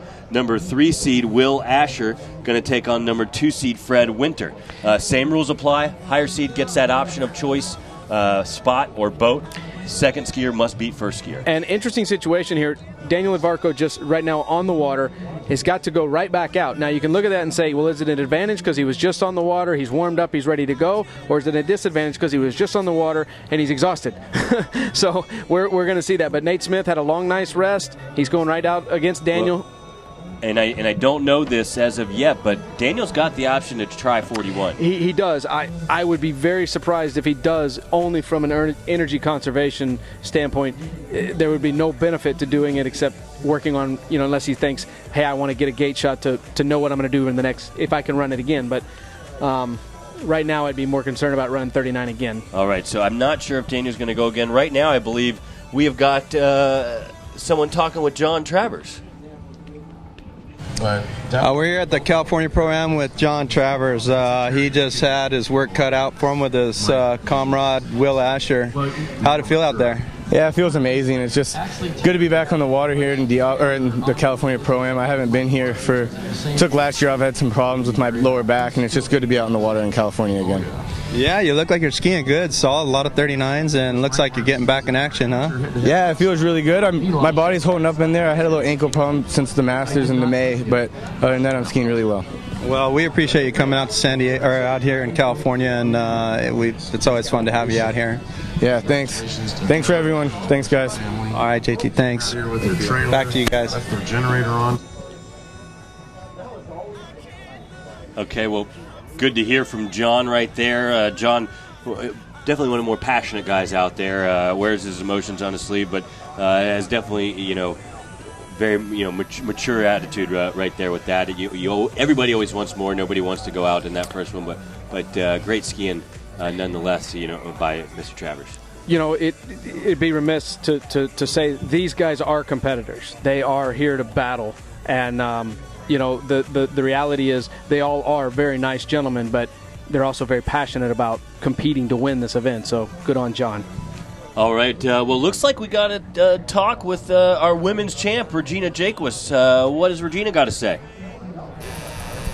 We're here with Regina Jaquist, the California Pro-Am champion. 39s, 39s, 39s. Competitor ran 39. How do you do it? Just got to get 6. Doesn't matter how pretty it looks. It feels great out here. It's a great sight. This is our second time out here, and amazing to come out. I won last year. It's actually my 3rd time in a row to win, and just getting that 3-peat in a row is great. This is actually my 5th time winning at this California Pro-Am, and sight's great. We look forward to coming back next year. Right on. And you're riding that Nano XT, and looks like you took a boat away from your competitor. Head-to-head's all a little bit of a game. You see what the others are doing, and if one's doing awesome behind one boat, you're like, I think I'll snatch out away from you. You're looking too good. So I did pick to go behind the correct craft. Whitney picked to go out first. She set up a huge score, running 39. Actually, I think it's the first time in the finals that we've had to battle it out at 41. So that's fun in itself. Being able to sit on the end and say, all right, I got to run this to even start a battle. So it felt great out there. Just want to thank everybody at home for watching on the webcast and watching on the TV. And it's just a great feeling to be out here and take home another title. Right on, Regina. Well, thank you for coming out to California. We know it's a long way for you, and we appreciate you being here and setting that bar extremely high. So yes, thank you. Definitely couldn't do it. I know Dave Good with his technology, the Nano 1 XT. That there's the XT, the XTT, and the XDM. You'll see him all through the men's out there too, and you'll definitely see one of those goods come up on top because he's got the best ski out there, no doubt. Right on. Well, thank you, Regina. Yes, thank you. All right, we're back to you guys. Always good to hear from Regina, and a 3-peat champ. Congrats again, Regina Jaquist. Now, while Regina was talking right there, our next round bracket started. Dan Advarco already went out, ran 35 off as we were looking at the replay of it right here. Yeah, nice smooth pass. Coming just off the water here in the previous round, so he's still warmed up. And interestingly enough, sometimes when you've run, like he ran 39, and then he come back at 35, it almost feels really easy. And very cool stuff. We just watched the replay of Dan Advarco right into Nate Smith's 35 off pass. So Dan taking down 35, and Nate looking to do the same, and does do the same right here. And Fred, I want to get some of these tweets I'm getting behind. They're coming in so fast. We got Fliss Matos watching, toasting all the good Brit performances. I'm telling you, these folks in the UK, I guess it's prime time for them over there. Yeah, they're probably having a pint. All right, and no, I'm sure they're not. JT's wife, Natalia Bernikova, one of the best women's overall skiers, the women's world jump record holder, watching all the way in Belarus, giving a shout-out to her hubby, who's doing great, but apparently scaring her a little bit here and there with some of his big hits, big turns. And she says she's watching it, loving it from Belarus, and then going to go hit the hay and go to bed. Well, Natalia, thanks for watching. Hope to see you soon. We got some more coming in. Good gosh. Nathan Owen McGarry, Team Great Britain, watching from Manchester. Good luck in the semis. Jody Fisher, loving the webcast from Jody Ski School, wishing Freddie Winter and Will Asher a great battle in the semi-bracket. Pavle Zabun something? Yeah. Great event, good commentary, keep it up. And we got more, but we're going to get back to the ski. And I love seeing the tweets come in. I love hearing the folks are liking the webcast, and with this whole social media, and we can get instant responses from all over the world. It's so cool. So 38 off for Daniel Edvarco. Ropes about 8 inches short on the inside of the buoy line, having to use his body to stretch to get outside the buoys. Nice pass. Still looks very much in control. Let's go ahead and speculate, Freddie. Nate Smith's a higher seed. Daniel Edvarco just got done skiing. There's a lot of strategies kind of going through my head in here, but do you think Nate, he is a Nautique team skier, would have just gone and chose the boat? Or do you think he would say, I'm going to go second, make Daniel put up a score for me to beat because he just got done, literally had no time to rest? I don't know. And I'm trying to remember which boat. And then you got the fact. So you know what? Daniel chose the correct craft in the last round. So Yeah. Nate probably did choose the correct craft, knowing if he chose order, Daniel was going to want to go back out against in that correct craft. So even a little strategy there. Yeah, because if Nate chooses the boat, then Daniel's saying, okay, I'm going to go put up a score for Nate. Yes, but even though I just went. Yeah, but on Nate's side of it, now not only has he got the boat he wants, and he's willing to give up a little order for that in terms of going first or second, but he's just took Daniel, who just ran 39 behind a Nautique, and saying, okay, now you're going to have to go do it behind a Mastercraft. That's an interesting twist in itself. And of course, we're speculating on all this, but I'd like to think that we're right. Here we go. Nate Smith, 38 off, and solid turn at 2. Again, this guy, I'm going to use your analogy from yesterday. It's rinse and repeat for him. If he has keys in his head, he's hitting all of them every single time, and he's doing it exactly the same way. The interesting thing when you watch Nate, if they go back here and they do a replay, and you watch the start of his gates, not me as a coach, but I think most of the coaches of water skiing in the world would look and say, he starts way too hard on his gate.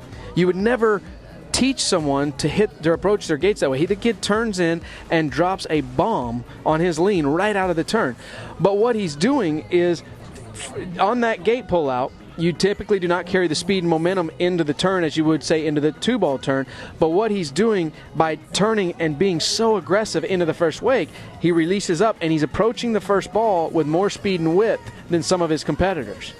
Now, the downside of that is if you don't get that right, you just came into the first ball with more speed, but not necessarily more width. And what you see with most professional men skiers, or just most skiers in general, is they typically approach the first buoy a little narrower and slower to ensure that they can get out of it in good form.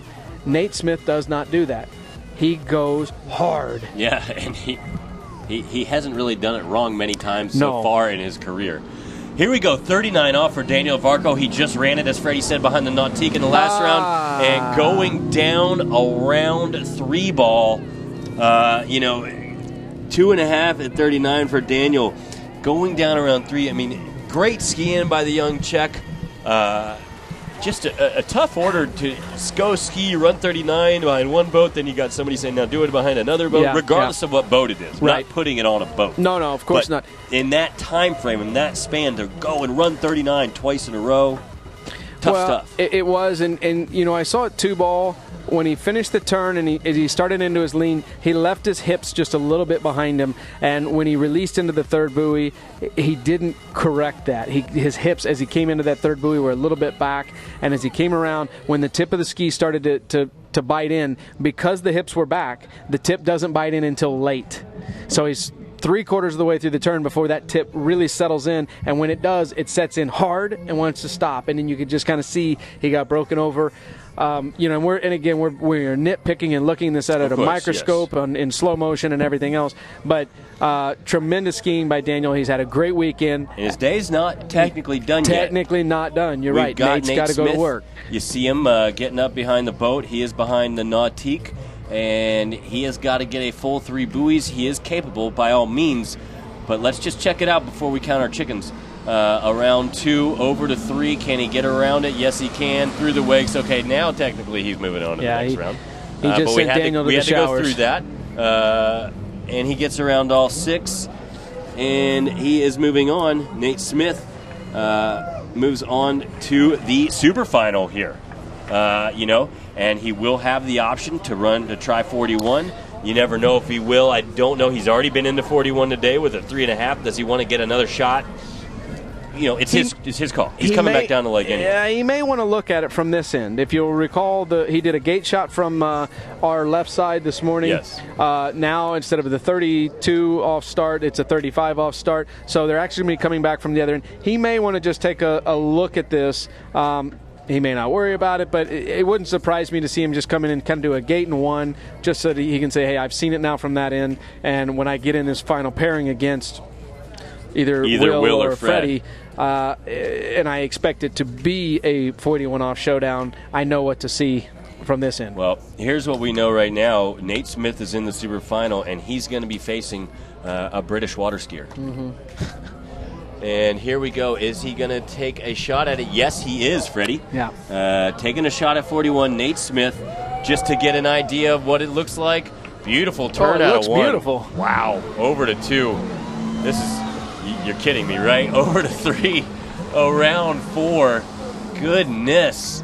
Around 5. And, oh my, Freddie.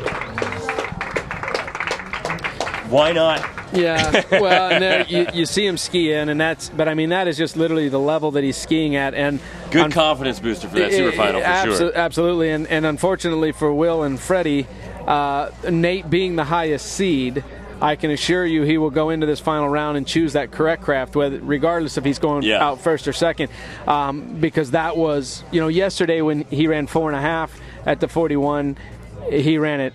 It was the prettiest 41 I'd ever seen up to that point. He just kind of made a mental error there. That one right there would be the second prettiest one I've ever seen. Yeah, that was pretty simple. So I think both Will and Fred know that, look, let's not get ahead of ourselves. These guys right now are trying. Remember, there's a paycheck, there's elite points, and there's a position at this point in time to get up on the podium. We've got Daniel Edvarco with 2.5 at 39. Whichever Will or Fred, whichever one does not go on to the super final, as long as they run more than 2.5 at 39, they would get the third place position. If they tie, actually they would also get it because they're both higher seeds than Daniel from yesterday's rounds coming in. So if they can, as long as they can get 2.5 at 39, the loser of that round would then secure that third place position, get on the podium, take home the bigger check, take home the more points, and probably go to the airport, have a pint, and call it a good weekend. All right. Well, Fred's going to get the option, the first choice of a spot to go in or boat. So we'll have to see here in a sec. We just got the Mastercraft back down there, and while we got a second to wait. Carter Williams asked, what do we expect the finals scores to be? Well, just watching Nate run 41 like that there, whoever he faces, Will or Fred, I think the winner between Nate and the other skier, whoever it may be, I'm looking at a deep 41. I'm looking at beyond 4 to take the title. Yeah, I don't know exactly how it will play out. I believe that what you'll see, regardless if it's Will or Fred, I believe Nate will choose the boat. I believe Will or Fred will then choose to go out first for that quarter buoy advantage. And if it does end up then coming down to a 41 off showdown, that ends up kind of putting pressure back on Nate, where he may not be in a position to run the pass because he'll be thinking more about winning the tournament. Yes. But here we are, Fred Winter on the water behind that Mastercraft Pro Star. And Fred around 4. This is 35 off, so almost half the rope cut off right there. And not a problem, takes it down easy peasy for Fred Winter at 35. And Dom writes us, Is Daniel Vargo still doing 3 event, or has he specialized in the slalom? Pretty sure he's just hitting the slalom now. He's a slalom specialist. Adam Settlemeyer, another one of our pro skiers, shouting out to his Czech Republic teammate, as smooth as it gets. Yeah, buddy. Adam, we missed you here this weekend. I'm sure you got some good things going on, and look forward to seeing you at the next event. But Adam cheering on his buddy Dan Advarko. And we got a lot more tweets out there. I'm trying to get through them. Stacy Lukasevitz giving a shout out to Regina Jaquist. She's the best ever. Glad that she won. Loving Regina. So Regina getting some love out there in Twitter land. Eagle Wetsuits, watching Nate calling him the natural. He makes it so smooth and easy. He also knows that Dana's down here watching the event, smiling at all of us right now. Yeah, that's okay. So here comes Will Asher, 35 off. We would expect this to be a bit of a run through, but it's anything can happen at any time. So the officials would be watching closely to make sure that all the gates are run and buoys turned. All right, we get both those guys through 35, and right now we got Ches with Dan Advarko. Ches, how's it going? Some of the other ones. Here we are at Rio Linda at the California ProAm with Daniel Advarko. We just watched you go up against the world champion Nate Smith. How'd you prepare for that one? I mean, I was stoked to get through my first head-to-head matchup, and it was a little tough because I had to go right back out. I tried to put the pressure on him, but honestly, ran out of gas a little bit midway through my 39. But I'm stoked to be here. It was a great tournament, and always a pleasure to come here. Yeah, that sounds good. Looks like you're on a center bell. You like skiing on the ski? Yeah, this is a ski that's made in Europe and in Germany, and it's a next level engineering. I'm helping design these skis, and very happy with that. Great, that sounds good. Well, we appreciate you coming to California. Thank you. Appreciate it. Take care. Back to you guys. All right, thanks, Ches, and thanks, Daniel. Great skiing out there, bud. Always good to see you out here on the water. And, without further ado, we got 38 off coming up for Mr. Fred Winter. I think somebody out there in Twitterland called him the Bear. I think that might be his nickname. Not sure where that comes from. If you guys are listening to me out there and you know the story behind that nickname, let us know. We'll let everybody out there in the water ski universe and in greater Sacramento area know about all these nicknames for these awesome riders on the water. As Fred, not a problem. Not a problem. Really nice, clean pass, in control from start to finish. And again, at this point in time, it would be that's our expectation. We would be greatly surprised if one of these guys had trouble at the 38 off loop. Although earlier in the day we saw Jonathan Travers got in deep out of one and still ran the pass and was fine by the end. But again, these first couple of passes are what we kind of call rhythm passes. They're reacquainting the skiers to the course, and then they're going to come back in. Really, for this level of skier, the 39 and the 41 is where it gets really interesting. And but you can't take anything for granted. All right, so we're going to get Will Asher in here. One thing we haven't touched on, Freddie, these guys at each end, they end up sitting in the water kind of close to each other. Yeah. You think, and we could probably talk about each bracket differently. You think there's any trash talking going on? My personal thought, knowing Will, I don't know Freddie, except for that I gave him my seat on the airplane the other day. Yeah. But knowing Will, he seems pretty focused, pretty quiet, pretty determined, and he's going to get down to the end of the lake and not say a word. Yeah, no, I don't think even if somebody did want to talk to him, I think he would just kind of ignore him. Not to be disrespectful, but just simply as dedication to what he's trying to do and not get his focus interrupted. I do know that and again, like you said, it depends on the pairing. Some of these guys will get down there and they're kind of chatty, and if the other skier won't talk to him, they'll talk to the driver or the boat judge because that relieves some pressure for them. Other guys, they just have that ice stare, and there's just no way you're going to talk to him. So I feel like with Chris Rossi, he probably would just like to, he wants to chat it up shoot it around a little bit, but and nothing Jonathan, bad. Yeah, Jonathan for sure would like to talk a little bit. I feel like on the girls' side, they're all so sweet and nice that they're like, "Oh, your hair looks good," or I like your ski sticker set up. Or not so much. No, those I'll tell you what, those girls. Is there some background stories that you can give to us? This is a very intense group of girls. They are all extremely nice and very nice girls, and on the shore they'll take the time to talk to anybody, and they're sweet as they can be. But make no mistake, when they're out there, and I always kind of say this with the girls, they have a tough situation because their prize money isn't quite as much as the men. Their plane tickets cost the same, their product costs the same, their boat gas costs the same, their insurance costs the same, and they're out there competing with the best of the best for a little bit less. So if anything, their intensity level, I would say, is a little higher because it always matters. So here we go. Well, I want to touch on this here in a second, okay. But let's get back to the action because we got Freddie Winter on the water at 39 off the line. And here he comes around one. Nice. Solid turn around one. Ooh, a lot of speed in the 2. Gets a little... Not bad 3, good 3, over to 4, and Freddie keeps it going into 5. And second time of the day for Freddie Winter, running through 39 off. And ran it well.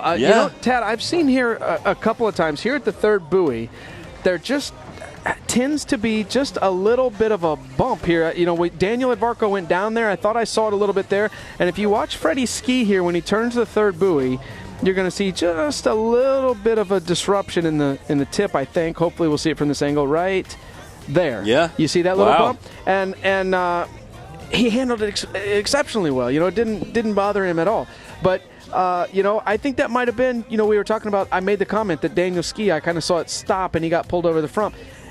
I feel like I saw a little bit of that in his skiing as well. So, I don't recall seeing that at all yesterday. Now, once you get the head-to-head competition going and the boats are running, multiple passes in the same directions, you can get little oddities like that. And so whether you go first or whether you go second, it might be only the guy that goes first sees that. There are so many variables that come into play and so much strategy. We will have to see. Do we see that happen here? I'm trying to look out on the water. We've got a 45 to 50 second wait time in between each.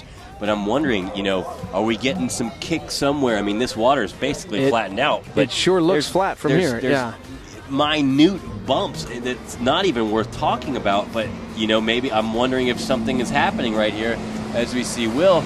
Didn't see an issue with the ski right there. Did not see it. 3-ball for Will. So maybe it's just a fluke thing. But Will takes down 39 and looked awful strong doing it as well. Yeah, no, that was a good pass. If I had to tilt my hat to which one of them did it better, honestly, I think I'd pass it to Freddie there. Ran through that. The end of his pass was a little stronger than Will's. But again, Will being the veteran that he is, doesn't matter whose was prettier. It matters who goes further in this next pass. Yeah. All right, getting back to some of our tweets. Tiara Miranda is giving a shout-out to Daniel Edvarco. Happy for you. Awesome skiing. Thanks, Tara. Robert Byrne, the Colts play Monday night, so we're watching Nate ski today. Go, Nate. Nice. Obviously another Indiana native, referring to the Indianapolis Colts football team playing on Monday night. Are we working that game, or are we off this week? No, I think we're taking the red eye over to Indy. Okay, all right. That's good. Wouldn't that be awesome? Maddie McCann giving a shout-out. Monroe is cheering for you, Freddie. Let's go. Of course, speaking of the Warhawks, and sorry, the LSU Tigers took you guys down yesterday. Not as bad as I would have thought, so, to be quite honest. Yeah. And they Jody Fisher, played. congrats to Jez Nubirici for taking out the Masters Men title. But let's get back to the action. Freddie Winter, 41 off right now. Around 1. That's Can a he one get ball. to 2? Great 2. Sits on it. Over to 3. Can he get back to the wigs? Oh, just barely. He did. And that's a big-time score right there for Freddie. 3 at 41, assuring us that Will must get a piece of 4 to move on. And solid 1, and then he is a right foot forward skier. He sat down on 2. Yeah, 2. this young man has a very strong 2 foresight. Now, as you said, this is a very big score for Freddie Winter. But there's a very big skier coming out after him. Will Asher. No argument there. Mr. Asher has been here before. He has done this many times before. So, great job by Fred. And here's the thing with Will. He, too, has a big 2 foresight. So one of the best in the business. One of the best in the business, yeah. Decade. Yeah, so this is going to get very interesting. Now, first and foremost, hats off to Freddie Winter for getting that 3. I agree. That's great composure by this young man. I mean, absolutely. He's no more than 21, 22 years of age, I think. And I believe he's at Monroe getting his master's, so he might be a little bit older than that. But he is, in our minds, from a professional skiing career, he's quite young. We've only seen him. This is really his second year on the tour, as far as I know. So he has not been overly experienced, shall we say? And he's to have his head to go out there, and he had a good one, and to know, okay, I'm going to turn 2, and he turned it, by gosh. And then get him to 3 and back to the wakes. Great composure, great head. But here we are. Will Lasher, can he get himself around 4 at 41? Oh, no. And Will going aggressive at 1.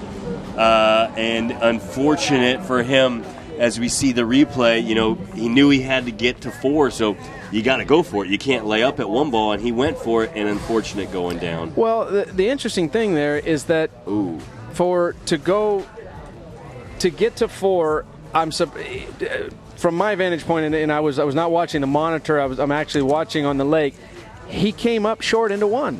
He did not create enough off this gate to get the width that he needed. Now maybe he was trying to control the speed. I don't want to speculate too much because obviously I'm not in Will's head. But I'm a little surprised that he didn't get a little bit more aggressive on that gate and create a little more speed but a little more width into that first buoy, to knowing, hey, I got to get to 4 while I got to get down there. So from here, it looked a little bit conservative, but I certainly don't want to put that out there on Will. These guys are the pros. These guys are the experts. But glancing back, it looked a little conservative to me on that gate shot. All right. Well, here you have it. Number 1 seed versus number 2 seed. Nate Smith going to take on Fred Winter. Both 2 of what you might want to call, the next generation of slalom skiers. I mean, Nate at the top of the game right now. Fred charging hard, obviously. He's gonna hit the podium. Of course, no worse than a second place for him, but definitely going to challenge Nate. Fred's hit 3 at 41 a handful of times already. We saw Nate run 41, but it doesn't matter what happened at all at this point anymore. No, start from 0. With Freddie, I would like to see him in this final pairing. Gloves are off. There's no more. You don't have that mental second guessing of am I I want to get second because there's more money than third. All of that is gone. Now you're just going as deep as you can. I'd love to see him get down to the 4th buoy now and put that pressure on Nate. It's for these 2 guys, it's a new day. It is. It's a fresh start. It's a clean slate. Doesn't matter what you did in any round previously. But you know what? Why don't we just ask them? Ask them personally. You think they'll tell us all our secrets? Yeah, sure. Let's hit it up with Rick and Freddie and Nate Smith. All right, Tad, thanks. Freddie, it's going to be the championship, the finals. What do you think? It's my first final. I'm so excited to see against Nate. I've been seeing him dominate the last couple of years. I'd like to have a poke. What do you mean? I'm watching you out there. How can this be your first final? It's my first head-to-head final, so I actually never made it past the first round of the head-to-head, so I'm pleased to be made it through 2. So yeah, I'm happy. Okay, now how stoked are you? Over the moon. I can't go too mad. I got to conserve some energy. Okay, now how do you stay focused, being as it's the first time there? Just do what I usually do some sort of thinking about what I got to ski, and just keep calm. And then once you start moving, stop thinking. Absolutely, just let it flow. All right, good luck. Best of luck in the final, huh? Very much. All right, Nate, you heard him. First final. Does that give you an edge? I've been watching Freddie come up over the last couple of years, and putting some big scores up. And we were talking earlier that we want to ski together, in the same tournament. And here we are, head to head in the finals, me and Freddie. And we're both, I'm 23. I'm not sure how old he is, but we're both probably the 2 youngest competitors in the tournament. Ask and you shall receive, huh? Exactly. Okay, now how do you focus on there? Do you just block him out and just you do what you got to do? Kind of. I mean, when I'm on the water, I do what I need to do in the slalom course. But I like to have fun with it. I like to joke around and talk and have fun. But when you get in the course, it's time to go, and you got to do what you know how to do. I thought I heard you out there a couple times. A little yipping going on. Maybe, but I don't think that was me. Oh, okay. All right. Well, best of luck in the finals, guy. Yeah. All right. Good luck for both of you. All right, Tad, back to you. All right, good to hear from those guys right there, and we're going to get them back down to the dock here in just a moment to get started with our 2014 California Pro-Am Super Final. My name's Tad Schreiber, sitting alongside Freddie the Nightmare Krueger. We welcome the greater Sacramento area, thanks to Access Sacramento. Glad to have you here. Hope you like what you're seeing. Hope you're getting entertained. And welcome to the rest of the water ski world, thanks to our webcast at CaliforniaProAm.com, DiabloShores.com. Thanks to webcast-tv.com for getting the broadcast all together. Let's take a minute while we've got it here. We're going to get Nate and Freddie down to the dock and get them suited up and let them come out for the. We know they're going to be the top two positions, but basically we do a quick recap. Will Asher finishes in the third position. Yes. Daniel Edvarco in fourth. We've got Chris Rossi finishing in the fifth position. John Travers came in sixth. Thomas DeGasperi seventh, and Terry Winter coming in at eighth. So those third through eighth positions now are set. Those are the final results. We'll and something while we got this second we did not go through earlier. Let's go ahead and place out our women. Yeah. Regina Jaquist, of course, three-peating, first place. Second place going to Whitney McClintock. Third place to Karen Trula. Nicole Arthur taking fourth. Karina Nolan in fifth. Kate Adrianson sixth. Geneva Roach in seventh, and Manon Costard in eighth. And we've got our placements there, but right now we're going to hit it up with Will Asher.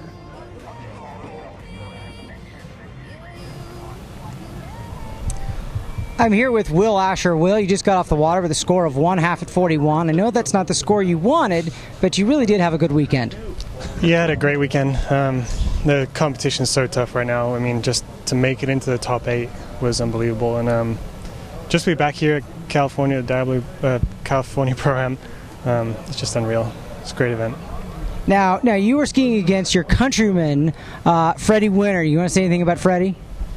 Yeah, Freddie's he's a stand-up guy. I've seen him. He's a lot younger than I am, but I've seen him coming up through the years, and strong competitor, good guy. Well, I know that you've won this event many times, and we've kind of considered this to be kind of the Will Asher event. So next year. Yeah, this event's been really good to me. No complaints. I'm just happy to be here. Top 3 is great. Strong field. All right, thank you. Congratulations. Thanks.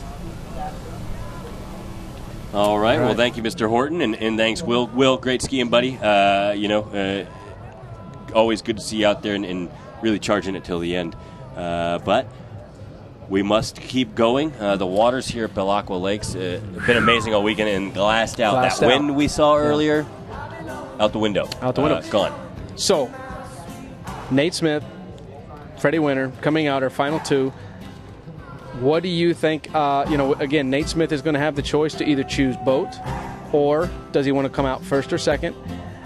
What do you think? Well, I think Nate, and I'm putting this as if it were me, he's got to be riding confidence high. He just stroked 41 off. He made it look like nothing. Yeah. I picked the boat. I think he's gonna pick his sponsor in Nautique and let Freddie choose whatever he chooses. And I think that's the safe call for Nate, just from the standpoint of he skied both rounds earlier today behind the 200. If he takes the chance of choosing order, then he's opening the door for Freddie to try and sneak in there and rattle him a little bit by changing that up on Nate. So I agree with you. I think that Nate's going to choose the boat.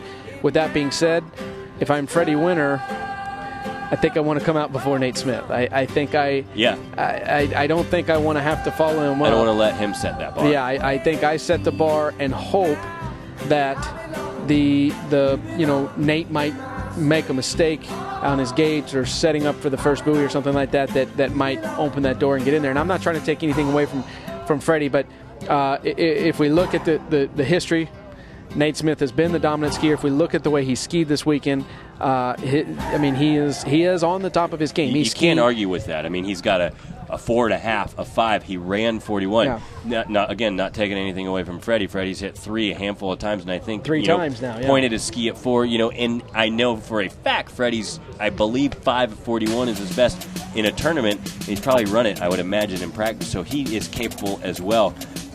But again, you look at history, and if you were a bet man.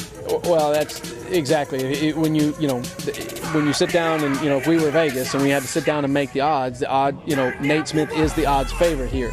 But we play this game for a reason. But Nate's going to do everything he can to stack those odds in his favor. And I think, for Freddie, I think his best chance is going to be to go out first and try to get a piece of that fourth buoy. I'm not sure right now that getting a piece of the third buoy is going to be enough to rattle. You said you don't water ski on paper. No. That's why they play the game. That's right, why that's why we're out here. And again, by all means, Freddie is more than capable of taking this title. Absolutely. But we got to look at who he's skiing against, and that's the number one skier in the world, Mr. Nate Smith. So we will get them on the water here in just a moment. And I think for Freddie, I think his odds go up if he goes out without the pressure of having to hit a score. If by chance Nate went out and say ran 3 and then flipped that back around, and now Freddie's got to get to 4. I think Freddie's going to find him. So I think, as we discussed before, I think we're going to see Nate choose the Trek Craft. I think we're going to see Freddie come out. But you figure in the one other deciding factor of this that kind of goes in Freddie's way is I let him have my airplane seat the other day. Ooh. Nate was not on my flight. That's true. So it's brought him this far. I pretty much should be able to take most of the credit for how Freddie skied because of the comfort that he experienced by sitting next to his friend on the flight rather than sitting in a middle seat, which is what I did for him. For him. What is the contracted rate for that? Is what I want to know. Well, second place is going to be in the variable ballpark. here, and I'll probably consult my attorneys on this, my agent. Well, I am your attorney, and I'm going to need a percentage. So, I believe I haven't seen the payout for this particular event, but I'm assuming that the second place is going to be somewhere around that $4,000 ballpark. Or first place is probably in the $775, so, $8,000. So, I'll be nice to him, take an easy 20%. That's what I was thinking, 20%. That sounds like a nice round number. All right, well, while we're still waiting on these guys getting them down, they've got some more tweets coming in. Eagle wetsuits, congrats to Freddie and Nate into an all-Eagle, Team Eagle final. Brenda Sue Ballard, way to hang on to the handle around 3-ball Freddie, moving into the super final. Simon Rose. I don't know what that means. Bears one-handed gate just ruled. Oh, Freddie's one-handed gate. Yeah. Okay, that's the bear. Yeah, got it. Amelia Winter, good luck to Fred in the final from all his family at home. Dom, amazing 41 by Nate earlier. Will be great to see Freddie take him on now. Skiing is at its best. We got Amber Frank, so excited for Freddie. Skiing against Nate, first final. Go, Freddie, go. European power. Simon Rose, differences in the two finalists' physical shapes. Worth a comment. Yeah, definitely a fair thought there. When we just saw the interview, and Freddie, maybe they call him Bear because he's kind of built like a bear. I was going to say, I don't think anybody's going to confuse Nate for the bear. No. So and that not just the hair either. No, right. Yeah, Nate, he's kind of long, he's gangly, stretch, if you want to call him that. And Freddie, shoulders he could potentially, play a safety in the NFL. Yeah, exactly. The interesting thing with Freddie is he doesn't seem to, like with Nate, he's a fairly tall young man, but when he skis, he looks even taller.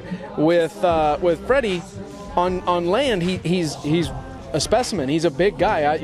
I'm looking at him right about the chest. But when he skis, he doesn't look as big on the water. He has more of a compact kind of a, I don't want to say squatty. I'm gonna stick with more of a compact style, and a lot of knee bend, and he doesn't ski as big on the water as he does walking around on land. So it is interesting that the difference in the two, and they approach the course very differently as well. And I actually recognized that in Freddie last year.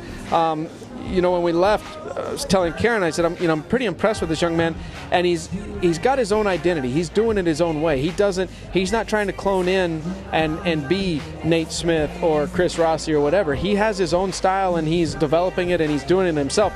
Doesn't mean that theoretically they're not trying to accomplish a majority of the same things, but they're going about it different ways. And it's and again, hats off to Freddie for sticking to his true self, and it's paying dividends. All right, well, some more tweets coming in. Miss Taylor Horton giving a shout-out from the Monroe team. You got this, Freddie. We also got a shout-out from a buddy of mine, PJ McMillan, watching the final with his son. It's his 4th birthday today. Happy birthday, Trenton. Birthday. Thanks for watching. He said he wants a Nate win. And PJ, yes, this is a very stylish headset. Thank you very much. All right, keeping it moving on. Michaela Haw watching from the Haw House on Access TV. Michaela, you live here. You need to be down here. Yeah.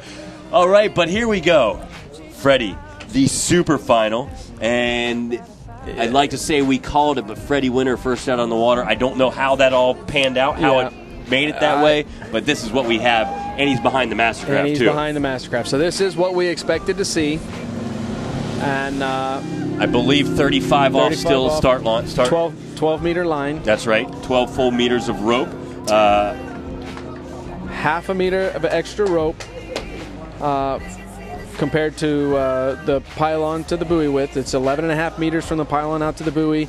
They have 12 meters of rope that they're starting with here, so they've got about an extra half a meter of rope. In old money, that's what, 1.5 feet? Yeah, roughly 1.5 feet. Yeah, did I take our cheat sheet away? Yeah, 1.5 feet of extra rope here. So, again, they've had a little bit of a break here. They had to come up, do some television interviews for the webcast and our Sacramento crowd here. So, there's a little bit of a different rhythm in this than what these guys are used to. But again, I mean, you're talking about 2 of the best men's slalom skiers in the world skiing at the top of their game right now. I don't think it plays a part. Freddie Winter, with some of the scores he's had and with how he looks this weekend, and you can speak to this as an athlete, you try to peak at the right times. And Freddie apparently decided that this weekend was when he wanted to peak. Yeah, nice. So far, doing a good job. Doing a great job. He's got a tall order here with the number 1 seed and defending champ Nate Smith. But anything can happen out here. Let's check it out. Nate is on the water at 35 off. And just nice and easy. And you're right, very contrasting of styles between the two, but getting the same thing done. You said it before, no style points out there, although both these guys would have gotten a lot on those passes. Yeah. But we're going to keep it moving. And, just a big difference between the two in that, Nate almost looks like he doesn't ever bend his knees. And Freddie almost looks like he never straightens his. So it's they do definitely approach it quite differently, but all that matters is the end result. You think Nate's asking about Indianapolis Colts, and then Freddie's asking about like rugby and stuff? From the angle that we had here, when Nate came up, I thought it looked like he possibly sprayed Freddie. They're talking. They're tight there, yeah. But you can see that Nate is actually sitting back behind Fred, so I think he threw spray behind Fred. I don't think he actually sprayed him, but here's what I think they're saying. Nate's like, I love football, go Colts, and Freddie's like, that's not football. Yeah, that's a good point. Yeah. That's what I'm sure what they were saying. You can take that to the bank. There could be punches thrown here at the far end. All right, so here we go. 38 off. 38 off for Freddie Winter. For all the marbles. This is the final. Super final. Super finals are always better when you put super in front of them, yeah. So here we go, Fred Winter. 38 off the line and looking solid right there. And, I'm noticing what you're saying about, kind of being compact from the hips down. And he is. He's very, and his knees, it's like he's got 2 shock absorbers. Yeah. And it's working. Man. It's working real good. And there's good and bad to that. I would, the good is, if there's and again, we saw Fred. We saw that little bump that he hit at 39.5 off in the previous round, and his knees just absorbed it and went right through. Had his knees been a little more locked out, he possibly the ski would have stopped and it could have tripped him over the front. So having those bent knees can allow him to, as you said, kind of shock absorb some bumps. You might say that's a style you'd want to see if somebody was skiing in challenging conditions, for instance. This weekend, there's not a lot of challenge here. These are about as good a conditions as you could possibly ask for. The wind has laid down, and so then you look at Nate's more, I call it kind of a tall and erect stance on the ski, and maybe that's a little more beneficial. Nate Smith, someone, I think about when he's been over to Moomba, he's had a win. He's also had some struggles skiing over there in some challenging conditions. So, one of those situations where, depending on where you're at, the environment you're in, which style you want to have can matter. Okay, well, here we are. Nate Smith coming into the course at 38 off. and ripping it around 1, and he is solid over to 2. Getting the cheers across the lake around 3, over to 4 ball. Nate looks pretty focused out there, Freddie.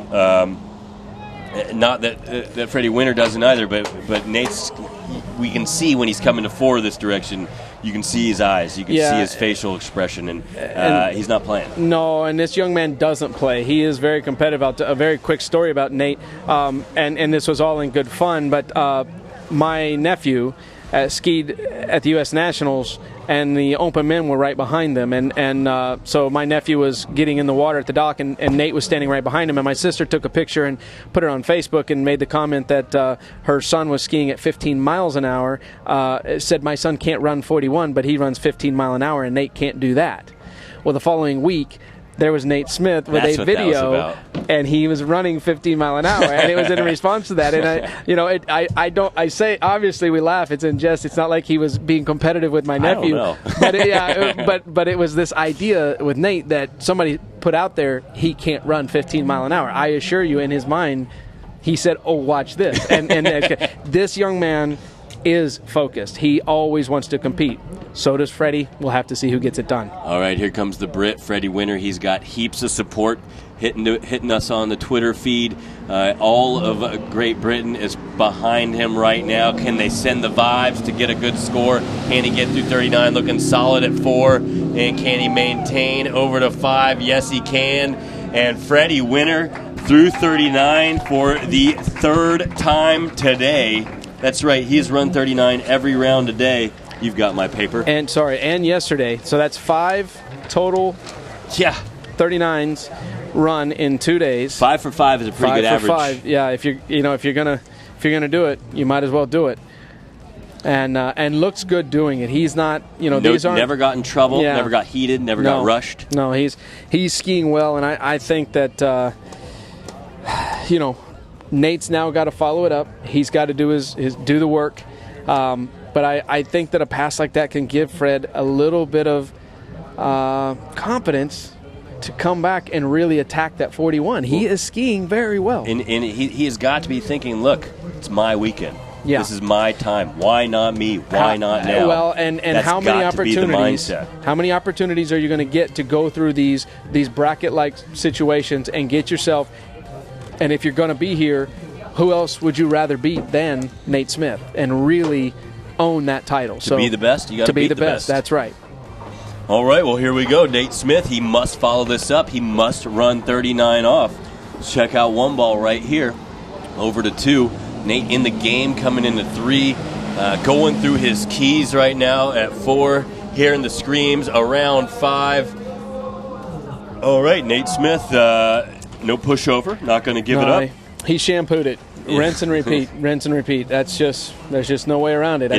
He's the defending title holder, and he's not ready to give it up without a fight. So you watch the replay, and you can't even really be nitpicky on this one. No, this is there's nothing to pick at. You just enjoy it. So Nate Smith smooths his way through the 39, and before we get to 41s, let's hit back the Twitter feed at Waterski ProAm. Glenn Campbell, come on, Freddie Bear, take him down. Carly Scholl, enjoying the water skiing, enjoying watching our Midwest skiers. Nice announcing, Freddie. Go Nate. Frederic Bondo, Freddie versus Nate, my 2 favorite skiers. So excited. And who else do we got? Nathan Owen McGarry. Freddie got called Bear because his girlfriend changed his Facebook name and he kept it. Well, there you go. Okay. I was a little worried about where that was going. So. I always had to catch myself from reading it out. We don't have that 7-second delay here. So, okay, ladies and gentlemen, this is probably going to be the deciding pass. If you're at home, get back to the computer right now. Freddie Winter, 41 off, coming into 1. Oh, a little bit of sketch around 1. Sits at 2 again. Gets to 3. Holds on. Can he get to 4? Oh, no. Just inside 4, but he went for it, Freddie. He went for it. He charged it. Great 2-ball. Sick 2-ball. Got himself to 3. Couldn't quite get that turn. I think he feels like he left the door open. There's a crack in it, for sure. I'll give him that. But, I mean, gutsy skiing. Look at this replay right here. Yeah, you know what? This is where I'm really impressed with this young man is that is not a great 1-ball, but let me tell you, that is a great 2-ball. He is back in this pass, And he did not get what he needed there. He didn't get the front of the ski in. He was a little hesitant on it, and at 41, you just aren't going to get to that fourth buoy that way. With the kind of load he got out of 2. It's just amazing he can turn 3 at all. Okay, so here's the reality. That was great skiing. That is the 4th time, I believe, that he's gotten to 3 ball at 41 this weekend. This is the 3rd time that he's gotten to 3. He got 2 1/4, remember, earlier. So he got to 3. He got 3 in the last round, 3 in this round. Saw 3 ball every round. Yeah. That's amazing. So outstanding. But the only guy that's done better than that in every round is the guy who's on your screen right now. Yeah, exactly. So here we go. Nate Smith. All right, all the pressure. Last pass of the day. Can he get his ski around 4 and take the title again, or will Freddie have it? Good nice shot one. at 1 ball over to 2. He's going to get to 3. Can he get his ski to 4? Boy. Yeah, he can, and he defends his title, and he's not done, Freddie. Nate Smith runs 41 off, and you better believe we're going to see a 43 shot. Yeah, you're going to see him hold on to the handle here, and he is going to come back. We've got, I believe that's Chad Scott driving that boat. That's his team boat. His team boat. He has set the last world record that he set was behind this driver. Quick question. So they know each other. Quick question. When was the last time a world record was set at a pro event? Well, Karina Nolan did it at this tournament. Event. Yeah, did she set it or she tie it? Well, she tied it, but I mean that's I understand. Come on, you're getting kind of picky there. I'm going to be. Yeah, well, to be honest with you, in the slalom event, it is very rare to see a world record broken at a professional event.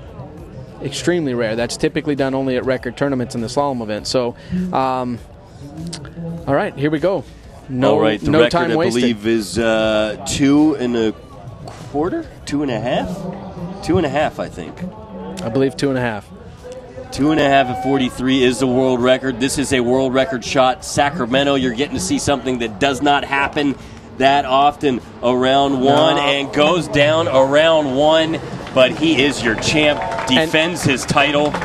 To give for our viewing audience at home in Sacramento that may not understand what we're talking about when we say we don't see this very often, this rope is 5.5 feet short of being able to get outside the buoy. So he's going to stretch his body out, just squeak around the buoy, and you can see how difficult that is to do going down there at the first buoy. But unbelievable skiing by Nate Smith all weekend long. Congratulations to Freddie Winter, 2nd place. He won the stop here in Italy just about a month ago. Follows it up with a 2nd place here. This is more of what I would kind of consider one of the major events. Italy being a little bit more minor. They didn't have the Nate Smiths in the full field there. So this is great skiing. Huge confidence builder for Freddie Winter. All right, well, Freddie, an amazing weekend we've had. We've got Nate Smith defending his title, Regina Jacquez defending her title, Jez Nubirici taking the Masters men. Our AMs were awesome all weekend. Sacramento was a wonderful host yet again, being on TV, thanks to Access Sacramento as well. Everybody who's tweeted to us, we greatly appreciate it. Thank you for watching. We hope you were entertained. I was, for sure. I was, yeah. This was an amazing weekend all the way around. Marcus Brown, thanks for talking with us earlier. Freddie, always awesome. Great to talk with you. You bring, a next level of understanding to it, and you're able to explain it so anybody can get it, even somebody like me. Thank you. and would like to give a shout out to Greg and Debbie Bedall and all their hard work to do this event. And this was year number 12. They've been through some tough times, and being able to keep this event going, and not only to keep it going, but to see it grow like it has again this year. Huge thanks and congratulations to them, and look forward to bigger and brighter things again next year. All right, well, Sacramento, I believe we will be saying goodbye to you. If you want to catch our awards presentation, you can check us out at CaliforniaProAm.com. CaliforniaProAm.com. We're going to round up our skiers, get everything together, and hopefully do a broadcast of all the awards. Thanks again to all the officials, everybody for coming out. Sacramento, we hope you liked it, and we'll see you next year. Have a good one. Now we can talk for a while. What did you do to your hand? Bimini Top on Mastercraft. Clipping it? It was on the trailer, and I was trying to help get it done, and I jumped up. Like, I literally jumped off the ground and pushed that bar, snapped it up, and it caught me there, and then, I was having this,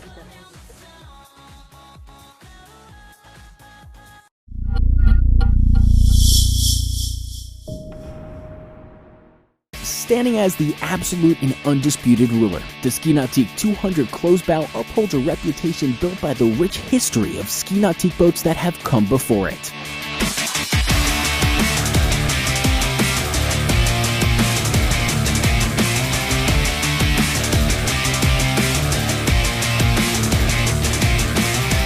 A hardcore 3-event purist, the 200 has clearly proven that it is the flagship boat of the entire water ski industry. It's more than just the sum of its parts. Groundbreaking hull design, cutting-edge gel lines, link and hydrogate technologies, and world record-setting personality. This boat tells the story of our heritage.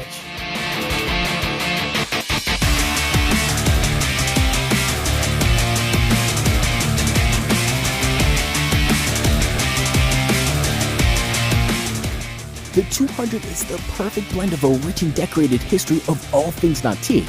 Put yourself behind the Ski Nautique 200 closed bow and you'll just get it. This is a dedicated 3-event boat that excites all hardcore tournament water skiers around the globe. The wakes are the softest and the flattest. The pole has unrivaled reliability. Personal bests are shattered every day.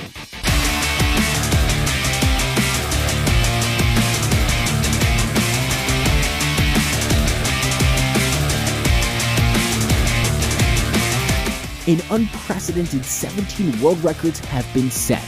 Decades of research and experience have been poured into this hull, so that the split second you need this boat to be at its absolute best, it will be better than that. The performance of this boat was designed with a purpose, to stand apart and to put you on the top of the podium. From this boat forward, there is no going back. From our exclusive optimal surface control hull to our patented hydrogate with sport shift to the integrated link system, Nautique can be sure that every skier that takes to the water behind the closed bow will enjoy the ride of their life. And with over 15 hull colors to choose from, personalizing the look of your boat is as certain as the custom ride behind it. The Ski Nautique 200 closed bow is exclusivity in its most inclusive form.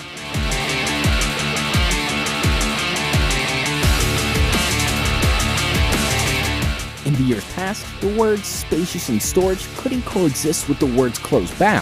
However, the Ski Nautique 200 has changed that. With the sleek, roomy storage compartments and the tournament love seat extension, there is plenty of room for your gear and your crew. Our exclusive stitching, comfortable upholstery, and stunning primary seating color options add to the enjoyment of your time spent inside the boat. The Ski Nautique 200 closed bow, perfection delivered.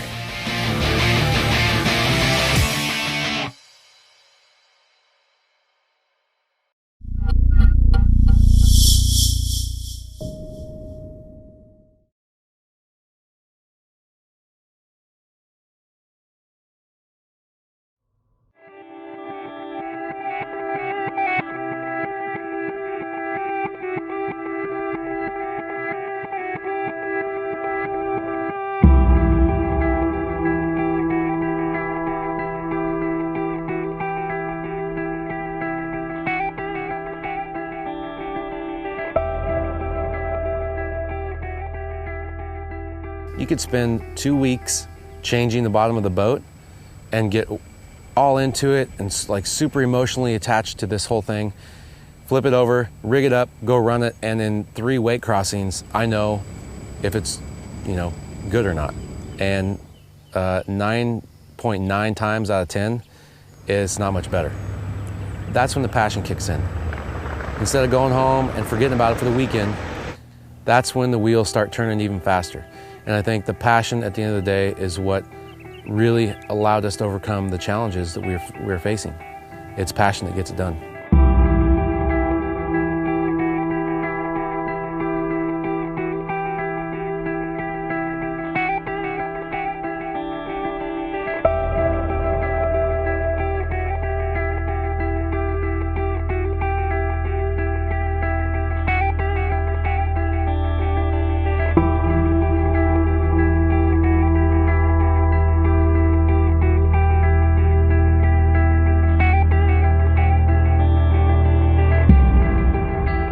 From a technological standpoint, it's going to pull the industry forward, and it's going to show what's capable, what's coming, and where the sport really can continue to go. We're there, we're scratching the surface, and I just feel like this boat is a platform to take it to the next level.